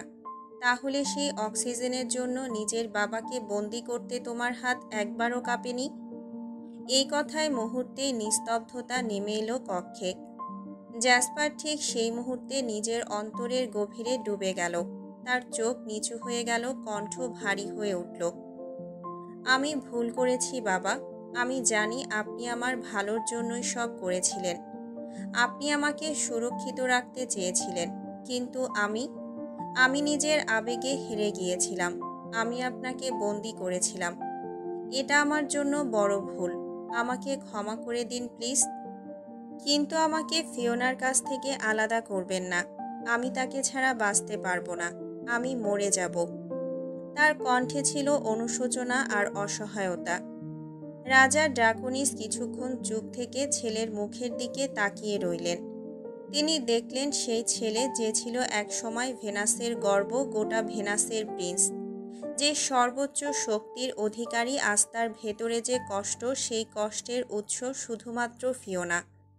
একসময় যে জ্যাসপার ছিল কঠোর, অদম্য, আজ সে প্রেমে পড়ে নিঃস্ব হয়ে গেছে, এক অজানা কষ্টে হারিয়ে যাচ্ছে। অবাক হয়ে ভাবলেন, ভালোবাসা কিভাবে একজন অদম্য পুরুষকেও ভেঙে দিতে পারে। এক দীর্ঘ নিঃশ্বাস ফেলে তিনি বললেন, তুমি যাকে ভালোবাসো তাকে ছেড়ে দেওয়া কখনোই সহজ নয়। কিন্তু তুমি জানো, আমি চাই তোমার জীবন সুখী হোক। তবে সেই সুখ যেন তোমাকে অন্ধকারে না নিয়ে যায়। আমি বুঝতে পারছি তোমার হৃদয়ের আক্ষেপ, কিন্তু এতটা দুর্বল হয়ে যেও না যাতে তোমার অস্তিত্ব বিলীন হয়ে যায়। জ্যাসপার চুপচাপ শোনে, চোখে জল জমে যায়। আমি প্রতিশ্রুতি দিচ্ছি বাবা, আমি দুর্বল হব না। আমি শুধু ওকে পাশে চাই। ফিওনা ছাড়া আমি অপূর্ণ। রাজা ড্রাকোনিস ধীরে মাথা নাড়লেন। তোমাকে সময় দিলাম, কিন্তু এই সম্পর্কের জন্য তোমাকে যে দায়িত্ব নিতে হবে সেই দায়িত্ব থেকেও পেছাতে পারবে না। মনে রেখো, প্রেমের পাশাপাশি রাজ্যও তোমার অপেক্ষায়। তবে এখন তুমি যা চাও সেটাই পাবে। এই মুহূর্তে ধোঁয়ার কুয়াশার মধ্যে দাঁড়িয়ে থাকা জ্যাসপার বুঝে গেল, ভালোবাসা সহজ নয়, কিন্তু সেটার জন্য যদি লড়তে হয় সে লড়বেই। আজকের দিনটি অন্যরকম আবেশ নিয়ে এসেছে। ফ্লোরাস রাজ্যের আকাশে আজ এক ভিন্ন আলো, এক ভিন্ন উত্তেজনা। রাজপ্রাসাদ জুড়ে সাজসজ্জার আয়োজন, প্রাচীন ধ্বনিতে বেজে উঠছে সুরম্য বাদ্যযন্ত্র। রাজা জেনো ড্রাকোনিস এল্ডো রাজ্যের সর্বশক্তিমান সম্রাট। তার দুই পুত্র, প্রথম পুত্র জ্যাসপার অরিজিন আর কনিষ্ঠ পুত্র অ্যাথিরিয়ন ফায়ারলক সহ ফ্লোরাস রাজ্যে পা রেখেছেন। তাদের সঙ্গে রয়েছেন থারিনিয়াস আর আলবিরা। তবে অ্যাকোয়ারা আজকে সফরে উপস্থিত হতে পারেনি, কারণ তাকে লিউঝানের দেখভালের দায়িত্বে থাকতে হয়েছে। এই আয়োজনের মূল কারণ একটাই, জেনো ড্রাকোনিস তার পুত্র জ্যাসপারের জন্য ফ্লোরাস রাজ্যের রাজকন্যা এলিসন ফিওনাকে পুত্রবধূরূপে প্রস্তাব দিতে এসেছেন। রাজপ্রাসাদের অলিন্দে এখনও শোনা যাচ্ছে পায়ের শব্দ, কণ্ঠস্বর আর প্রস্তুতির গুঞ্জন। এই আগমনে একটা নতুন অধ্যায়ের সূচনা হতে চলেছে। প্রাসাদের প্রধান হলঘর ইতিমধ্যেই ভরে উঠেছে রাজকীয় আবহে। সোনালি আলোয় ঝলমল করছে স্ফটিক ঝাড়বাতি, দেয়াল জুড়ে ঝুলছে রাজবংশের ইতিহাস বর্ণনা করা বিশাল চিত্রকলা। ঠিক কেন্দ্রে রাখা হয়েছে একচেটিয়া তৈরি করা মখমলি সোফাসমূহ। সেই সোফায় বসেছেন ফ্লোরাস রাজ্যের একমাত্র রাজা জারেন। গম্ভীর, স্থির, ধীর, অথচ চোখে এক ধরনের প্রশ্রয় মাখানো দৃষ্টি।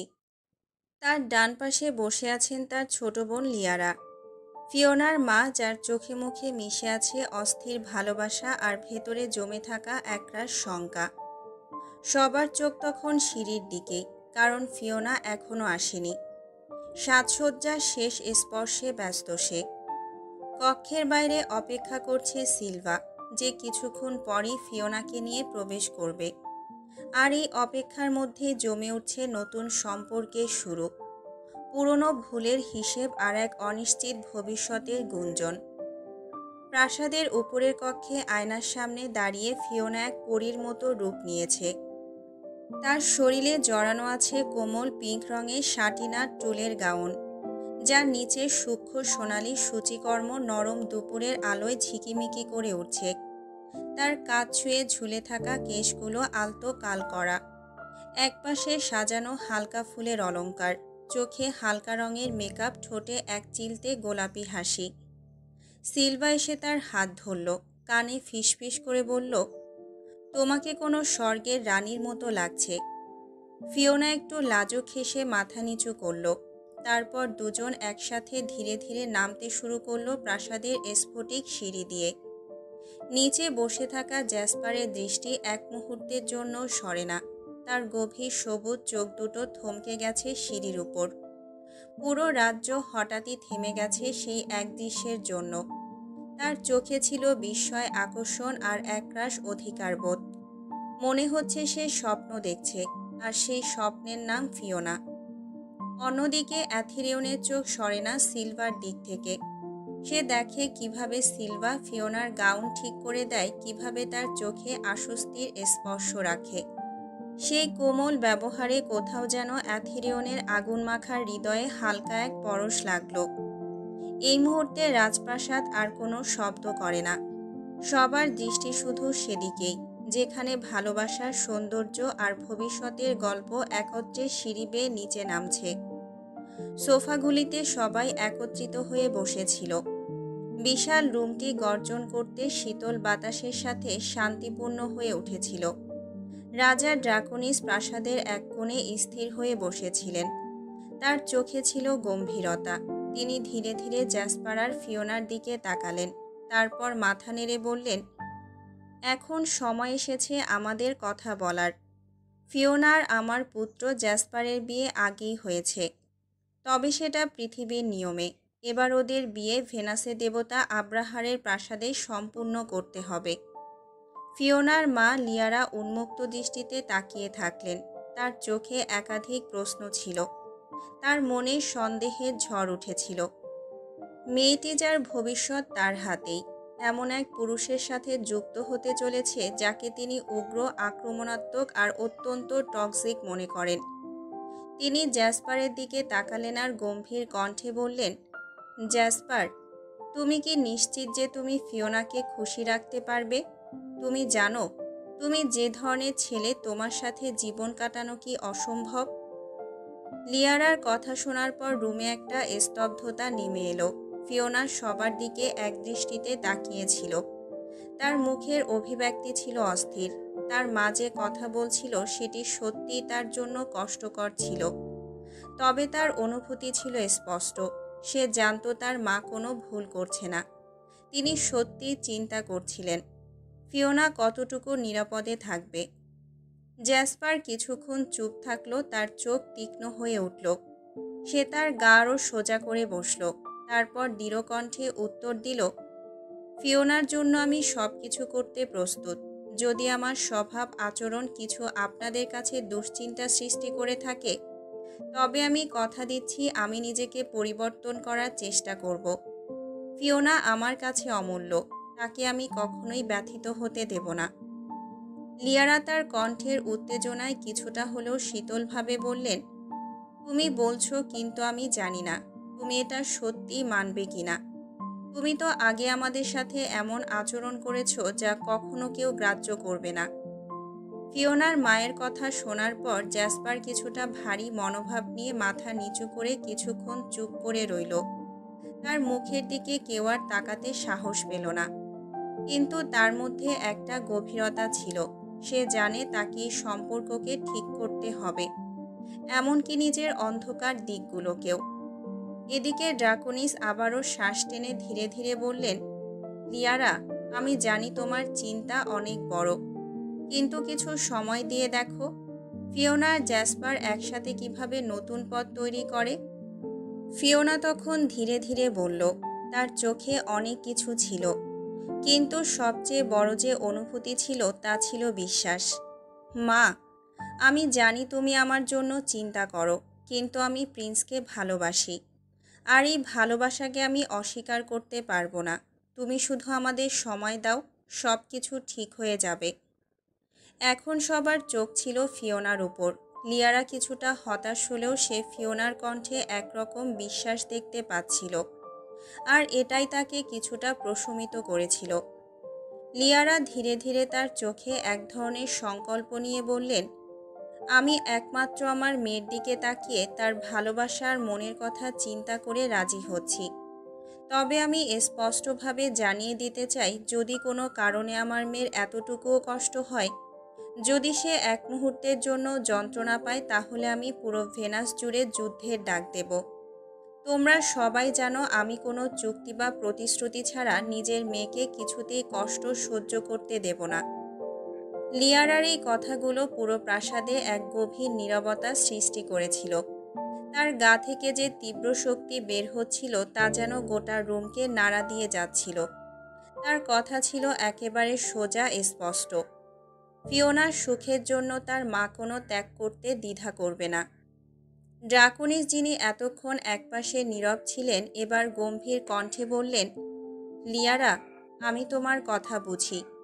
আমরা সবাই জানি ওদের সুখই আমাদের সবচেয়ে বড় লক্ষ্য।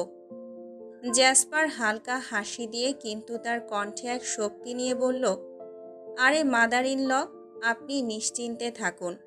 ফিওনার মনে কষ্ট দাও তো দূরের কথা, ওকে যদি কেউ কষ্ট দেয় তাহলে আমি তাকে মহাবিশ্ব থেকেই সরিয়ে দেব। আমি ওকে সব সময় সব বিপদ থেকে আগলে রাখব। জ্যাসপারের কথাগুলো যেন পুরো ঘরটাকে কম্পিত করল। তার চোখে এক অদ্ভুত উন্মাদনা ছিল।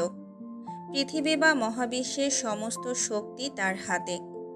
লিয়ারা কিছুক্ষণ তার দিকে তাকিয়ে থেকে অল্প একটু ঠান্ডা কণ্ঠে বললেন, এটা যদি সত্যি হয় তবে আমি শান্তি পাব। কিন্তু আমি তোমাকে জানিয়ে রাখছি, তোমার প্রতিশ্রুতি যদি ভঙ্গ হয় তাহলে যে কোনো কিছু হতে পারে। ফিওনা তার মায়ের কঠোর কণ্ঠে কিছুটা চিন্তিত হলেও একরকম শক্তি অনুভব করল। সে জানত তার মা যেভাবে তার জন্য লড়াই করবে তার মতো কেউ নয়, কিন্তু সে তার ভালোবাসাকে এই ধরনের চাপের মধ্যে দেখতে চায়নি। সে ধীরে ধীরে মায়ের দিকে তাকিয়ে বলল, মা, আমি জানি তুমি আমার জন্য কতটা উদ্বিগ্ন, কিন্তু আমি বিশ্বাস করি প্রিন্স আমাকে কখনোই কষ্ট দেবে না। আমি জানি আমাদের ভালোবাসা শক্তিশালী, আর এটা আমাদের সব বাধা অতিক্রম করতে সাহায্য করবে। তবে লিয়ারা তার মেয়ের দিকে এক দীর্ঘ তাকিয়ে থেকে বললেন, তবে মনে রাখবে ফিওনা, যদি কোনোদিন তুমি নিজেকে একা অনুভব করো, যদি তোমার হৃদয়ে কোনো গোপন কষ্ট থাকে, সবার আগে আমাকে জানাবে। এলডোরাজ্যের অতিথিকক্ষের ভেতর অন্ধকারের ছায়া জমেছিল। লিউঝান শুয়েছিল, তার শরীর পুরোপুরি আচ্ছন্ন করে রেখেছিল যন্ত্রণা। তার বুকের পাশে গভীর ক্ষতর ব্যথা, সে কঠিনভাবে শ্বাস নিচ্ছিল। হঠাৎ দরজা খুলে ঢুকল অ্যাকোয়ারা। তার চোখে ছিল চিন্তার ছাপ, তবে মুখে কোনো তীব্রতা ছিল না। সে চুপচাপ এসে লিউঝানের পাশে দাঁড়ালো। আপনি কিছুদিন গোসল করতে পারবেন না, অ্যাকোয়ারা বলল। তার সুরে কিছুটা সহানুভূতি মিশ্রিত ছিল। আপনার শরীর মুছে দিতে হবে। লিউঝান মাথা তুলে তার দিকে তাকিয়ে বলল, আমার বুকে তিল লেগেছে, হাতে নয়। অ্যাকোয়ারা কিছুক্ষণ চুপ থেকে তার সামনে একটা বড় পানি ভর্তি পাত্র আর একটা টাওয়াল রেখে দিয়ে বলল, ঠিক আছে, তাহলে আপনি নিজেই করুন। তারপর এক মুহূর্ত অপেক্ষা না করে সে ঘর থেকে বের হয়ে গেল। লিউঝান কিছুটা হতবাক হয়ে গেল। তার চোখে একটু অভ্যস্ত না হওয়ার মতো ভাব ফুটে উঠল। একা একা তার মুখে একটা ছোট্ট হাসি উঠে গেল। মেয়েটাকে একটু পাগল টাইপের নাকি? তার চোখে কিছুটা বিরক্তি, আবার কিছুটা অবাক হওয়ার ভাব ছিল। কিন্তু সে ভাবল হয়তো অ্যাকোয়ারা সবসময় একটু আলাদা ধরনের, একটু ব্যতিক্রমী। দুপুরে রাজকীয় খাবারের আয়োজন সম্পন্ন। সোনালি রঙের কারুকার্য করা ডাইনিং টেবিলের চারপাশে বসেছে অতিথিরা, যেন ড্রাকোনিস আর তার পুত্রেরা, থারিনিয়াস, আলবিরা, ফ্লোরাস রাজ্যের রাজা জারেন, বড় রাজকুমারী লিয়ারা, ফিওনা, সিলভা, আর সবচেয়ে চমকপ্রদভাবে অ্যালিসা। অ্যালিসা আজ একটু বেশি পরিপাটি। গাঢ় লাল রঙের একটা সিল্কের গাউনে তার উপস্থিতি ঝলসে দিচ্ছে চারপাশ। সে নিঃসংকোচে জ্যাসপারের পাশে এসে বসল। ঠোঁটে খেলছিল এক রহস্যময় হাসি। প্রিন্স, সে মৃদু গলায় বলল, আপনি তো এখন আমার বোনের হবু বর, মানে আপনি আমার বোন জামাই। তাহলে আমি তো ফ্ল্যাট করতেই পারি, তাই না? এই বলে সে নিজ হাতে জ্যাসপারের প্লেটে এক চামচ খাবার তুলে দেওয়ার চেষ্টা করল। জ্যাসপার হালকা ভ্রু কুঁচকে একরকম বিরক্তি ভরে উঠে পাশের চেয়ার ছেড়ে ডাইনিং টেবিলের উল্টো দিকের এক চেয়ারে গিয়ে বসল। আর সেখানেই ফিওনা ধপ করে এসে বসে পড়ল তার পাশে। তার চোখে মুখে স্পষ্ট এক অস্বস্তি। ঠোঁট চেপে ধরে কিছু বলল না, কিন্তু তার মুখে সেই লালচে ভাব, ভ্রু কুঁচকে যাওয়া আর চোখের কোণে হালকা রাগ সবই বলে দিচ্ছিল সে কি অনুভব করছে। পরক্ষণেই সে চুপচাপ জ্যাসপারের প্লেটের দিকে এগিয়ে নিজের হাতে একটা কাঁটা চামচে খাবার তুলে তার মুখের কাছে ধরে বলল, তুমি তো আমার প্রিন্স, তাই না? খাবার তো আমার হাত থেকেই খেতে হবে। জ্যাসপার হেসে চোখ নামিয়ে বলল, তুমি যদি এভাবে খাওয়াও তাহলে প্রতিদিন খাবার সময় আমি শুধু তোমার পাশে বসে থাকতে চাই। অন্যদিকে অ্যালিসা হালকা বিরক্তিমাখা চোখে চেয়ে থাকল। অ্যাথেরিয়ন তখন হালকা গলায় ফিসফিস করে থারিনিয়াসকে বলল, এই দৃশ্যটা দেখে মনে হচ্ছে এখনই কেউ কাউকে টেবিলের নিচে লাথি মারবে। থারিনিয়াস হেসে বলল, আমি তো মনে করি যুদ্ধের থেকেও এই প্রেমের টানাটানিটা বেশি রোমাঞ্চকর। ডাইনিং হলটা মুখরিত ভোজনার রাজকীয় আলাপনে। সার্ভেন্টরা ব্যস্ত, রাজারা গম্ভীর, আর যুবরাজ যুবতীরা হাসি মুখে কথা বলছে। কিন্তু টেবিলের নিচে জমে উঠেছে এক অদৃশ্য উত্তাপ। অ্যাথেরিয়ন তার পা ধীরে ধীরে বাড়িয়ে দেয় সিলভার পায়ের দিকে। প্রথমে হালকা স্পর্শে, এরপর একটুখানি ঘেঁষে দেয় তার পায়ের পাতা। সে জানে কেউ কিছু দেখবে না, তবে সে দেখতে পায় সিলভার মুখের হালকা পরিবর্তন। সিলভার চমকে উঠে সামান্য থেমে যায়। তার গালের কড়া রেখা কঠিন হয়ে ওঠে। সে কোনো কথা বলে না, কোনো শব্দ নয়, শুধু তার চোখ তীক্ষ্ণভাবে ছুড়ে দেয় অ্যাথেরিয়নের দিকে। অ্যাথেরিয়নের ঠোঁটের কোণে একটুকু দুষ্টু হাসি খেলে যায়, কিন্তু সে থামে না। আবার স্পর্শ করে পায়ে। এবার সিলভা চেয়ারে সামান্য সোজা হয়ে বসে, নিজেকে নিয়ন্ত্রণে আনার চেষ্টা করে। সে চোখে চোখ রাখে অ্যাথেরিয়নের, সেই দৃষ্টিতে ধিক্কার, রাগ, তবে এক ফোঁটা কৌতূহলও লুকিয়ে আছে। দুজনের চোখে চোখ রেখে চলছে এক নিঃশব্দ যুদ্ধ। চারপাশের কেউই বুঝতে পারে না, তারা কেবল ভদ্রতায় খাবার খাচ্ছে মনে হয়। কিন্তু বাস্তবিক অর্থে টেবিলের নিচে চলেছে এমন এক খেলা, যেখানে শব্দের প্রয়োজন নেই, চোখই সব কথা বলে দিচ্ছে। অ্যাথেরিয়ন ধীরে তার পা ফিরিয়ে নেয়, কিন্তু তার দৃষ্টিতে সেই একই বার্তা। খেলা তো এখনো শুরুই হয়নি। সিলভা চোখ সরিয়ে নেয়, কিন্তু তার নাকের ডগা লাল, রাগে আর হয়তো একটু লজ্জায়ও। ডাইনিং টেবিলে সবাই সবার দিকেই নজর রাখছিল। তবে ফিওনা আর জ্যাসপার একে অপরের মধ্যে হারিয়ে গেছে। তারা একে অপরকে খাবার খাইয়ে দিচ্ছিল। মনে হচ্ছিল তাদের আশেপাশে কেউ নেই, শুধুমাত্র তারা দুজনেই আছে। ফিওনা একদিকে একটু জেলাসি দেখিয়ে আরও বেশি করে খাবার খাইয়ে দিচ্ছিল জ্যাসপারকে, আর খুনসুটিতে মেতেছিল। যখন সে একটা বিশেষ আইটেম জ্যাসপারকে খাইয়ে দিল, জ্যাসপার মুচকি হেসে বলল, এটা তুমি কুক করেছো? ফিওনা তার চোখে হাসি নিয়ে বলল, হ্যাঁ। কেমন হয়েছে খেতে? জ্যাসপার ধীরে ধীরে এক টুকরো খাবার মুখে রেখে মুগ্ধভাবে উত্তর দেয়, it's delicious, but not more than you. কথা শুনে অপর প্রান্তে বসে খাবার খেতে থাকা রাজা ড্রাকোনিসের মুখে একটু অস্বস্তি চলে আসে। তিনি একটু কেশে উঠলেন।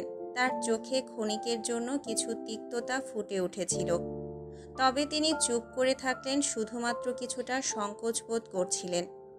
এদিকে লিয়ারা, ফিওনার মা, কিছুটা অস্বস্তি অনুভব করে উঠে দাঁড়িয়ে টেবিল থেকে সরে যান। তিনি বুঝতে পারছিলেন এই মুহূর্তের আবেগ কিছুটা অপ্রত্যাশিত হয়ে উঠছে, আর সে নিজেকে সংযত করে নিতে চাইছিলেন। ড্রাকোনিসের হালকা সংকেতে জ্যাসপার ফিওনার সম্বিত ফিরে পায়। জ্যাসপার নিজের দৃষ্টি সরিয়ে একটু দেখতে থাকে তার বাবার দিকে। তার চোখে ছিল এক ধরনের সতর্কতা, সে বুঝতে পারছিল তার বাবার মনোভাব। রাজা ড্রাকুনিসের দিকে তাকানোর পর জ্যাসপার কিছুটা থেমে গিয়ে কিছুটা নীরবতা বিরাজ করতে থাকে। ফিওনা লজ্জিত হয়ে মাথা নিচু করে ফেলে। তার লজ্জায় আড়ষ্ট চোখগুলো কারো দিকেই তাকাতে সাহস পাচ্ছিল না। ডাইনিং টেবিলের চারপাশে অস্থিরতার কোমল ছায়া ছড়িয়ে পড়ল। সবার মুখে এক অদ্ভুত নিস্তব্ধতা। সময় নিজের গতিতে চলতে চলতে এক মুহূর্তের জন্য থেমে গিয়েছিল। ফিওনার হৃদয়ের গভীরে এক অনুক্ষণ, এক উত্তেজনা, তবে সে কিছুই বলল না। শুধুমাত্র তার অস্থির হৃদয়কে শান্ত করার চেষ্টা করছিল। তার চোখ একে একে সবার দিকে, আবার জ্যাসপারের দিকে, তারপর তার প্লেটের দিকে নামিয়ে আনলো। তখন জ্যাসপার উঠে দাঁড়ালো। তার এক হাতে খাবারের প্লেট আর চোখের দৃষ্টি সরাসরি ফিওনার দিকে। কোনো শব্দ ছাড়াই সে তার হাত ধরল। কিছুই বলা হলো না, শুধুমাত্র ফিওনার হাত ধরে ডাইনিং টেবিল ছেড়ে সোজা বারান্দার দিকে চলে গেল। বারান্দায় এসে জ্যাসপার ফিওনাকে এক কোণে দাঁড় করালো। তার হাতে খাবারের প্লেটটা তখনও আছে, কিন্তু তার চোখ, তার সমস্ত মনোযোগ ছিল শুধুমাত্র ফিওনায়। ফিওনার স্নিগ্ধ হাসি, তার মৃদু নিঃশ্বাস, এক মুহূর্তে তাদের মধ্যে সব কিছু নিষ্কলুষ হয়ে গিয়েছিল। জ্যাসপার ফিওনাকে তার প্লেটে থাকা খাবারের দিকে ইঙ্গিত করে বলল, এবার আমাকে নিশ্চিন্তে খাওয়াও ফিওনা। ফিওনার চোখে একটু চমক। প্লেটে রাখা সসের দিকে ফিওনার দৃষ্টি চলে গেল। টক সসটা এতটা তীব্র ছিল যে একে খাওয়া খুব সহজ ছিল না। সে মৃদু হেসে বলল, চলো একটা গেম খেলি। তুমি যদি সত্যি আমায় ভালোবেসে থাকো তাহলে এই সসটা খালি খেয়ে দেখাও তো। ফিওনার কথা একটু অবাক হলেও জ্যাসপারের চোখে একটা চাহনি ছিল। সে চ্যালেঞ্জ মেনে নিল, কিন্তু কিছুক্ষণ পর সে নিজের প্লেটের দিকে তাকালো, যেখানে কিছু ঝাল কাঁচামরিচ ছিল। তার মুখে মুচকি হাসি ফুটে ওঠে আর সোজা ফিওনার দিকে তাকিয়ে বলল, ওকে, তাহলে তুমি যদি আমাকে ভালোবাসো তাহলে এইটা খেয়ে দেখাও। সে কাঁচামরিচের দিকে ইঙ্গিত করল। এটা তার নিজের দেওয়া চ্যালেঞ্জ ছিল ফিওনার জন্য। ফিওনা কিছুটা সংকোচে, কিছুটা হাসি মুখে কাঁচামরিচটা হাতে তুলে নিয়ে বলল, আচ্ছা, তাহলে দেখাও তোমার ভালোবাসা আর আমিও দেখাবো। ফিওনা প্লেট থেকে টক সসটা তুলে সোজা জ্যাসপারের সামনে এগিয়ে দিল। জ্যাসপার দানার মতো সস একদমে খেয়ে ফেলল, কিন্তু পরের মুহূর্তে জ্যাসপারের মুখে কেমন অদ্ভুত একটা কুচকানি দেখা গেল। তার চোখে একটু অবাক হওয়া আর তীব্র টকের জন্য একেবারে মুখটি সংকুচিত হয়ে গেল। এদিকে ফিওনা ঝাল কাঁচামরিচটা হাতে তুলে নিয়ে নিজের চোখে অস্থিরতা লুকাতে পারল না। মুচকি হাসি দিয়ে সে কাঁচামরিচে কামড় বসিয়ে দিল, কিন্তু ঝালের তীব্রতা তাকে একদম অস্থির করে তুলল। মুখে তীব্র ঝাল আগুনের মতো দাউ দাউ করে জ্বলছিল। সে দ্রুত একটু জল খেতে চেষ্টা করল, কিন্তু ঝালের তাপ ছিল অবিশ্বাস্য। তবে হাসি না ধরে থাকতে পারল না। আর দুজনেই একে অপরকে দেখে কাঁচামরিচের ঝাল আর টক সসের পরিণাম নিয়ে একে অপরের হাসির সঙ্গে মুহূর্তটাকে আরও উজ্জ্বল করে তুলল। ফিওনা তখন ঝালের তীব্রতায় অস্থির হয়ে পড়েছে, আর জ্যাসপার নিজের প্লেটটা পাশের টেবিলে রেখে ফিওনার দিকে হালকা ঝুঁকে এসে বলল, অনেক বেশি ঝাল লাগছে, আসো মিষ্টি দিয়ে দিই। এটা বলেই জ্যাসপার ফিওনাকে চুমু দিতে যাচ্ছিল ঝালের তীব্রতা কমিয়ে দেওয়ার জন্য, কিন্তু হঠাৎই লিয়ারা, যিনি দূর থেকেই দৃশ্য দেখছিলেন, তার দৃষ্টি ফেলে দিয়ে তিনি পলকে একটা ফ্লাওয়ার ভাস ফেলে দিলেন ফ্লোরে। ফ্লাওয়ার ভাসের টুকরোগুলো মেঝে থেকে ছড়িয়ে পড়ল আর ফিওনা এক মুহূর্তে চমকে উঠে পেছনে ফিরে গেল। তার মধ্যে অস্বস্তি গাঢ় হয়ে উঠল। জ্যাসপার এই অপ্রত্যাশিত ঘটনার কারণে বিরক্ত হয়ে তার কণ্ঠে রুক্ষতাও ফুটে উঠল। সে ঘাড় ঘুরিয়ে একটু তীক্ষ্ণভাবে বলল, মনে হচ্ছে এটা শ্বশুরের প্রাসাদ না, কাবাব মে হাড্ডি প্রাসাদ। তার কথায় তিক্ততা ছিল। তার কাছে মনে হলো সমস্ত পরিস্থিতির পেছনে কোনো অদৃশ্য নাটক চলছে, যা তাকে অসন্তুষ্ট করছে। জ্যাসপার তখন এক মুহূর্তের জন্য নীরব হয়ে গেল। তার চোখে এক গভীর ভাবনা, তারপর তার কণ্ঠে তীক্ষ্ণ মনোভাব ফুটে ওঠে। একবার তোমাকে এলডো প্রাসাদে নিয়ে যাই, আর জীবনে কখনো এই প্রাসাদে পা রাখতে দেব না। তার মুখে কঠিন এক গভীরতা ছিল। তার হৃদয়ের অন্ধকার কোণে লুকানো কোনো কথা সে এবার বাইরে এনে ফেলল। ফিওনার মুখে এক চরম আভাস। সে বুঝতে পেরেছিল জ্যাসপার রেগে আছে, কিন্তু তার রাগের মধ্যেও এক অদ্ভুত স্নেহ ছিল। ফিওনার মনটা কিছুটা চঞ্চল হয়ে উঠল, কিন্তু চুপচাপ দাঁড়িয়ে থাকার পরিবর্তে সে এক ঝলক সিদ্ধান্ত নিল। এক মুহূর্তে সে জ্যাসপারের সামনে এগিয়ে গেল। তার চোখে শান্ত কিন্তু গভীর এক ইচ্ছে জাগল। ধীরে ধীরে সে তার হাতটি সামনে বাড়ালো, আর তার চমৎকার গোলাপি আঙুলগুলো জ্যাসপারের গালের উপর রাখল। ফিওনার মুখে এক হালকা হাসি ফুটে উঠল। সে বুঝে ফেলেছে এই ছোট্ট আচরণ জ্যাসপারের রাগ কমানোর জন্য যথেষ্ট হতে পারে। তারপর এক চমক দিয়ে ফিওনা জ্যাসপারের গালে একটা চুমু দিয়ে দিল, একদম নরম, অতি কোমল ভাবে। চুমুর স্পর্শের সঙ্গে পুরো বারান্দায় এক মুহূর্তের জন্য নীরবতা নেমে এলো। জ্যাসপার তার উচ্চতার শক্তি আর অহংকারের মহিমায় দাঁড়িয়েছিল পর্বত সিংহের মতো। ফিওনাকে পা উঁচু করতে হলো, কারণ তার সামনে দাঁড়িয়ে থাকা 6 ফুট 2 ইঞ্চির ড্রাগন প্রিন্সের তুলনায় সে ছিল অনেক ছোট এক হার্মিংবার্ডের মতোই। জ্যাসপার অস্থিরভাবে শ্বাস ফেলল, কিছুটা হতবম্ব হয়ে গেল। কিন্তু তারপর তার চোখের কোণে যে সূক্ষ্ম হাসি ফুটে উঠল, তা ছিল এক অদ্ভুত প্রশান্তির প্রতীক। ফিওনা তখন তার গাল টেনে মুখে একটা মিষ্টি হাসি রেখে বলল, এবার তোমার রাগ কমেছে ফায়ার মনস্টার। প্রাসাদের বিশাল হলরুমে সকলের সামনে যখন গম্ভীর পরিবেশ বিরাজ করছিল, তখন রাজা ড্রাকুনিস এক মুহূর্তে গম্ভীরভাবে মাথা নেড়ে দাঁড়িয়ে বললেন, ফিওনা আর আমার পুত্র জ্যাসপার আজকের দিন থেকে নিজেদের জীবনে নতুন পথযাত্রা শুরু করতে যাচ্ছে। তাদের একে অপরকে ভালোবাসার অঙ্গীকারের পর আমি ঘোষণা করছি তাদের এঙ্গেজমেন্টের দিন ঠিক করা হয়েছে। ফিওনা আর জ্যাসপার একে অপরকে ধীরে ধীরে তাকিয়ে দেখতে লাগলো।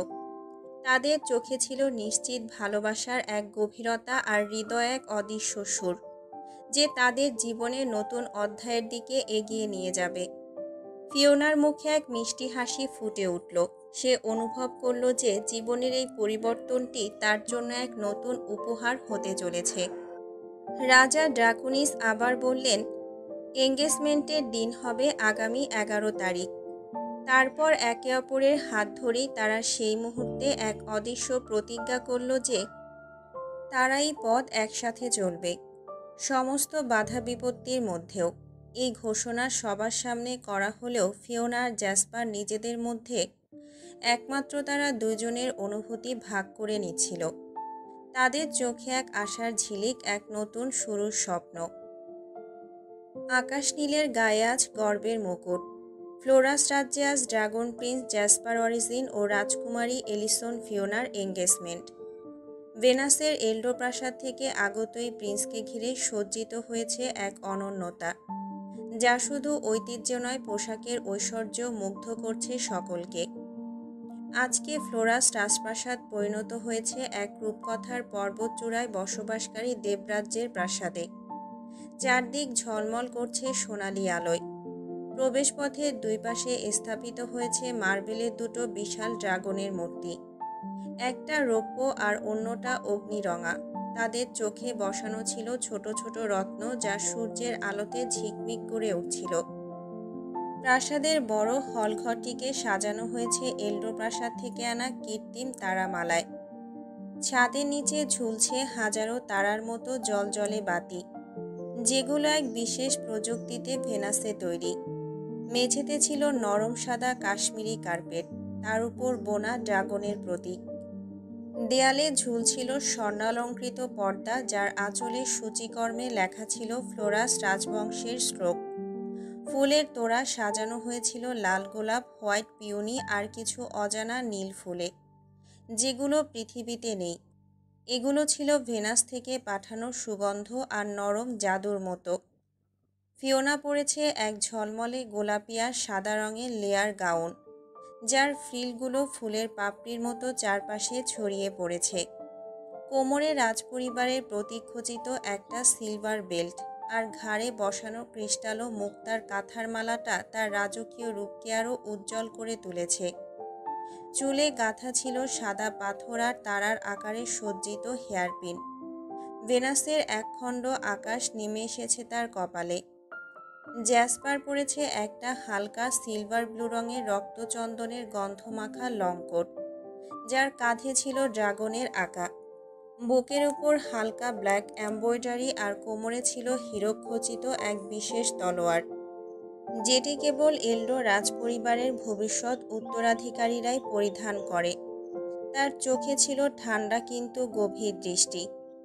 অ্যাকোয়ারা পরেছিল একটা নীল রঙের লেয়ার গাউন, যার নিচে ছিল সাগরের ঢেউয়ের মতো চলমান ডিজাইন। কোমরে ছিল মুক্তার বেল্ট আর কানে ছোট ছোট ঝুমকা, একটা নকশা যা কেবল সমুদ্রের রাজকুমারীরাই ধারণ করে। সিলভা পরেছে হালকা সবুজ আর সোনালি মেশানো ফ্রেরাট গাউন। তার লম্বা চুল খোলা আর পেছনে এক পাখার মতো সিলভার অ্যাক্সেসরি, যা তাকে এক রহস্যময় পরীর মতো লাগছিল। অ্যালিসা পরেছিল ডিপ মেরুন রঙের রেশমি গাউন, গলায় হালকা রুবি পাথরের নেকলেস আর ঠোঁটে ক্লাসিক রেড লিপস্টিক। তার মধ্যে ছিল এক অভিজাত সংযত সৌন্দর্য। অ্যাথেরিয়ন পরেছিল ব্ল্যাক আর গ্রে রঙের ড্রাগন জ্যাকেট, হাতের রিস্টব্যান্ডে ছিল আগুনের সিম্বল। তার দৃষ্টি ছিল তীক্ষ্ণ আর সিলভার দিকে মাঝে মাঝে ছুঁয়ে যাচ্ছিল তার চোখ। থারিনিয়াস হালকা সোনালি ধূসর রঙের চাইনিজ স্টাইল লং কোট, কোমরে বাঁধা ছিল লাল রেশমি কাপড়, আর হাতে ছিল এক ঐতিহাসিক দস্তানা, যেটা কেবল এল্ডো যোদ্ধারাই পরে।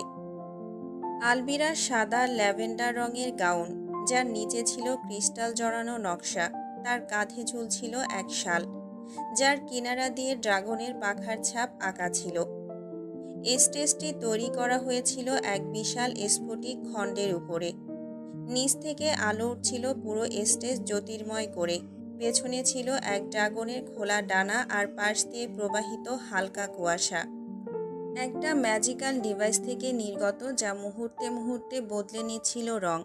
স্টেজের মাঝে বসানো ছিল একটা গোল্ডেন ট্রে, যেখানে রাখা ছিল ভেনাসের সবচেয়ে দামি পাথর বসানো আংটি, অ্যাস্টাল ফায়ারস্টোন। এই পাথর পৃথিবীতে নেই, তবে যদি থাকতো তাহলে এর মূল্য হতো প্রায় 100 মিলিয়ন মার্কিন ডলার, কারণ এটি শুধু সৌন্দর্যেই নয়, শক্তি উৎপন্ন ক্ষমতায়ও অতুলনীয়। পাথরটা ছিল গাঢ় লাল আর সোনার মাঝে এক অপার্থিব দীপ্তিতে জ্বলজ্বল করা এক নিঃশব্দ আগুনের শিখার মতো। ফিওনার আংটিটা পাতলা প্লাটিনামের উপর বসানো একটা বড় ফায়ারস্টোন, যার চারপাশে ছিল ছোট ছোট তারা পাথর। জ্যাসপারের আংটি ছিল মোটা কালো ম্যাট প্ল্যাটিনাম ব্যান্ড, যার মাঝে অগ্নি সংকেতের মতো আঁকা একটা লালচে দীপ্তিময় ফায়ারস্টোন। স্টেজের দুই পাশে দাঁড়িয়েছিল এল্ডো ও ফ্লোরাস রাজপরিবারের সদস্যরা। বায়ুতে সুগন্ধি বাদ্যযন্ত্রের সুর আর সবার মুখে এক অপার্থিব প্রত্যাশা। সবকিছু মিলিয়ে সেই মুহূর্তটি চিরন্তন হয়ে উঠেছিল। হলঘরের আলো একটু নিভু নিভু হয়ে এলো, চারদিকে জমাট বাঁধল নিস্তব্ধতা। শুধু বাজছিল এক মৃদু ঐশ্বরিক সুর, দূর কোনো গ্রহ থেকে বয়ে আসা সুরভিত বাতাসের মতো। স্টেজের কেন্দ্রে দাঁড়িয়ে আছে জ্যাসপার, হালকা সিলভার ব্লু স্যুটের ভেতর দপদপ করে জ্বলছে তার আগুনি হৃদয় চোখের তীব্র কোমলতা। পাশে সাদা গোলাপি গাউন পরে দাঁড়িয়ে আছে ফিওনা। মাথার উপর ঝুলছে ছোট ছোট তারা সদৃশ্য ঝাড়বাতি। তার চোখে একসাথে স্বপ্ন আর অভিমান, আর ঠোঁটে এক ম্লান মধুর হাসি।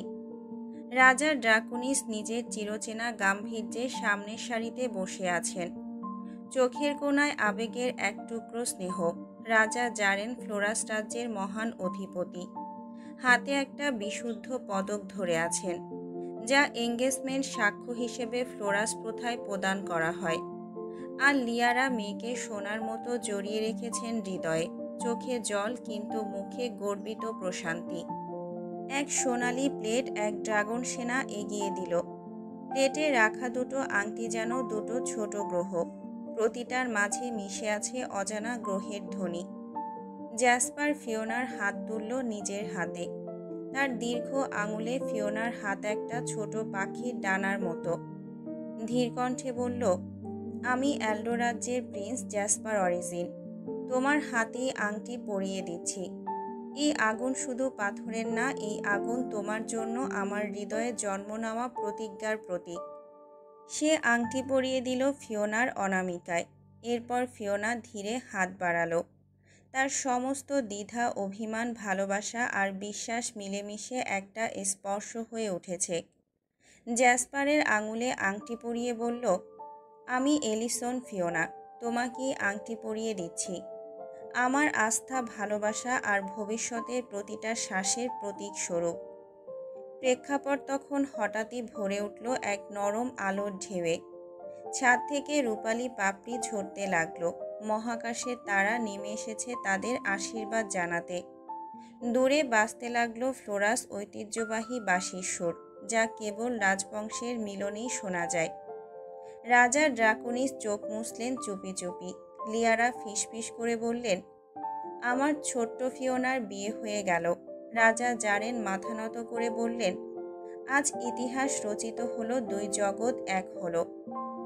এই ছিল সেই মুহূর্ত যেখানে একটা আংটি শুধু ধাতু বা পাথর ছিল না, ছিল দুইটি ভিন্ন রাজ্যের, দুইটি হৃদয়ের, দুইটি জীবনের চিরন্তন মিলনের সীমানা। আংটি বদলের পরে চারদিকে একটু থেমে গেল। মুহূর্তটা কেমন শান্ত, গম্ভীর আর আবেগমথিত। তারপর হঠাৎ করে রাজপ্রাসাদের ছাদ জুড়ে ছড়িয়ে পড়ল সোনালি আতশবাজি। একটা নয়, দুইটা নয়, পুরো 7 রঙের শিখা একসাথে আকাশ ছুঁয়ে ছড়িয়ে পড়ল। মনে হচ্ছে অলৌকিক কোনো নক্ষত্ররাজি তাদের আশীর্বাদ জানাতে নেমে এসেছে। সিলভা এগিয়ে এসে বলল, ব্রাদার ইন ল, আপনি শুধু আমাদের রাজ্যের নয়, ফ্লোরাসের হৃদয় জিতে নিয়েছেন আজ। ফিওনা হচ্ছে আমাদের তারার রানী, ওকে সব সময় ভালো রাখবেন। অ্যাকোয়ারা নীলরঙা গাউনের আঁচল সামলে ফিওনার দিকে এগিয়ে এলো।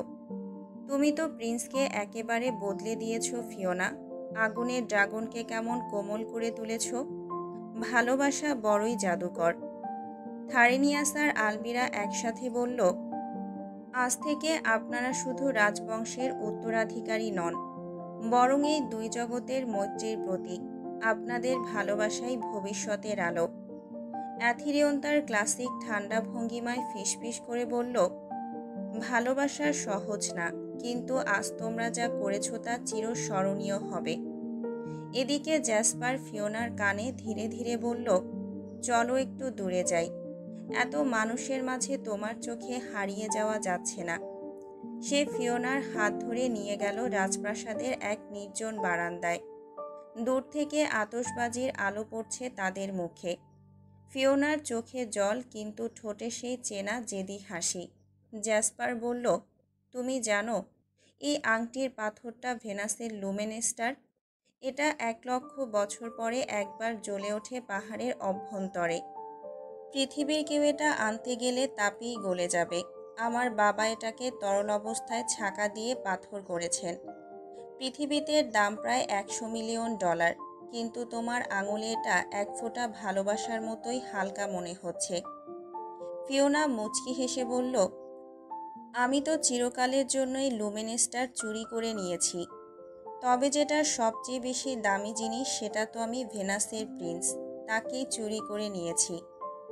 জ্যাসপার হেসে তার কপালে একটা চুমু এঁকে দিল। আর আকাশে তখন নতুন করে জ্বলে উঠল একটা শব্দ। আতশবাজির রঙে রঙে ভেসে উঠল ফ্লোরাসের আকাশ। এঙ্গেজমেন্টটা শেষ। রাজপ্রাসাদ ধীরে ধীরে নিস্তব্ধ। অতিথিরা ফিরে গেছে। ঝলমলে হলঘরের আলো নিভিয়ে দেওয়া হয়েছে। এখন শুধু রাজপরিবার ও ঘনিষ্ঠজনেরা প্রাসাদে। ফিওনা আর জ্যাসপার একসাথে হেসে হেসে নিজেদের কথা বলছিল।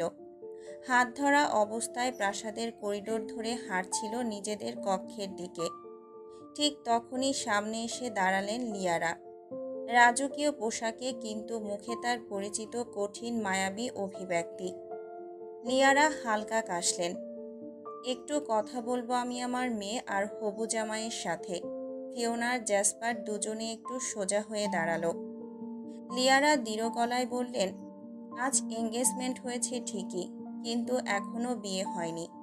তাই বিয়ের আগ পর্যন্ত তোমরা দুজন আলাদা কক্ষে থাকবে, একসাথে থাকা চলবে না। ফিওনা চোখ বড় করে বলল, মা, আমি তো এখন প্রায় প্রিন্সের বউ, আর কক্ষ আলাদা করে কি লাভ? লিয়ারা চোখ সরু করে বললেন, তুমি জানো না ও কেমন? বিয়ের আগে যদি অতিরিক্ত হয়ে যায় তাহলে আমি কিন্তু রেগে যাব। দেবতা আব্রাহারের আদেশ আছে, ভেনাসের নিয়মে বিয়ের আগে একসাথে থাকা চলবে না। জ্যাসপার মুচকি হেসে বলল, আমি চেষ্টা করব মাদার ইন ল। লিয়ারা তখন ঠান্ডা গলায় বললেন, তুমি চেষ্টা করবে না, তুমি করবে। আমি নিজে তোমাদের রুম আলাদা করে দিয়ে যাচ্ছি। একটাতে থাকবে ফিওনা, আরেকটাতে তুমি। জ্যাসপারের মুখে কৃত্রিম কষ্টের ছায়া এনে ফিওনার দিকে তাকিয়ে বলল, তোমার মায়ের মনটা পাথর দিয়ে তৈরি। ফিওনা ফিসফিস করে বলল, তুমি জানো না মা আমার বিষয়ে কেমন সেনসিটিভ থাকে। লিয়ারা দূর থেকে শুনে বললেন, আমি কিন্তু এখনও শুনতে পাই। হিয়ারিং ফাংশন এখনও একদম ঠিকঠাক আছে আমার। ফিওনা হেসে ফেলল, তবে জ্যাসপারের মুখে এখনও একটু কষ্টের ছায়া। আজকের রাতটা ফিওনার পেছনে ঘুম নাই হোক, ফিওনার পাশেই থাকতে চেয়েছিল সে। কিন্তু আজকের জন্য লিয়ারা জিতলেন। প্রাসাদের রাজকীয় ভোজ শেষে ধীরে ধীরে অতিথিরা যার যার কক্ষে চলে যাচ্ছে। হলঘর এখন তুলনামূলক শান্ত, তবে ঝুলন্ত ঝাড়বাতির নিচে কয়েকটা ছোট গোল টেবিল রাখা আছে। স্ফটিকের গ্লাসে লাল ওয়াইন রাখা সেখানে। সেই গ্লাসগুলো হাত ঘুরে ঘুরে পৌঁছে যাচ্ছে রাজ্যের কনিষ্ঠ সদস্যদের হাতে। তারা একে অপরকে ঠোঁটের কোণে মৃদু হাসি দিয়ে শুভেচ্ছা জানাচ্ছে, অনেকটা আনুষ্ঠানিক অথচ বন্ধুত্বপূর্ণ। জ্যাসপার তখন এক কোণে দাঁড়িয়ে, এক হাতে তার নিজের গ্লাসটি ধরে আছে, চোখ হারিয়ে গেছে কোনো দূর আকাশে। ব্যালকনির পাশের খোলা জানালা দিয়ে ঠান্ডা হাওয়া এসে তার লম্বা ঢেউ খেলানো কোট ছুঁয়ে যাচ্ছে। তাকে দেখতে কোনো প্রাচীন শিল্পীর আঁকা ক্যানভাস থেকে উঠে আসা কেউ, শান্ত, অপ্রতিরোধ্য, আর ভেতরে লুকানো কোনো ঝড়ের মতো লাগছে। ঠিক সেই সময়ে অ্যালিসা ধীর পায়ে তার দিকে এগিয়ে এলো। গায়ে সেই মেরুন রঙের সিল্কের গাউন, ঠোঁটে তীব্র লাল লিপস্টিক। তার চোখে স্পষ্ট কথার চেয়ে বেশি কিছু বলার আকাঙ্ক্ষা। প্রিন্স, মৃদু কণ্ঠে ডেকে সে হঠাৎ কার্পেটের ঢেউয়ে হোঁচট খেল। সেকেন্ড খানেকের মধ্যে সে সরাসরি এসে পড়ল জ্যাসপারের বুকের উপর। কিন্তু জ্যাসপার কোনো হাত বাড়িয়ে ধরল না। সে কেবল এক চিলতে বিস্ময় নিয়ে স্থির দাঁড়িয়ে রইল। শরীর কিছু না করলেও মন মুহূর্তের মধ্যেই অনেক কিছু বুঝে ফেলেছে। অ্যালিসা তাড়াতাড়ি নিজেকে সামলে উঠে দাঁড়ালো, কিন্তু ততক্ষণে যা হবার তা হয়ে গেছে।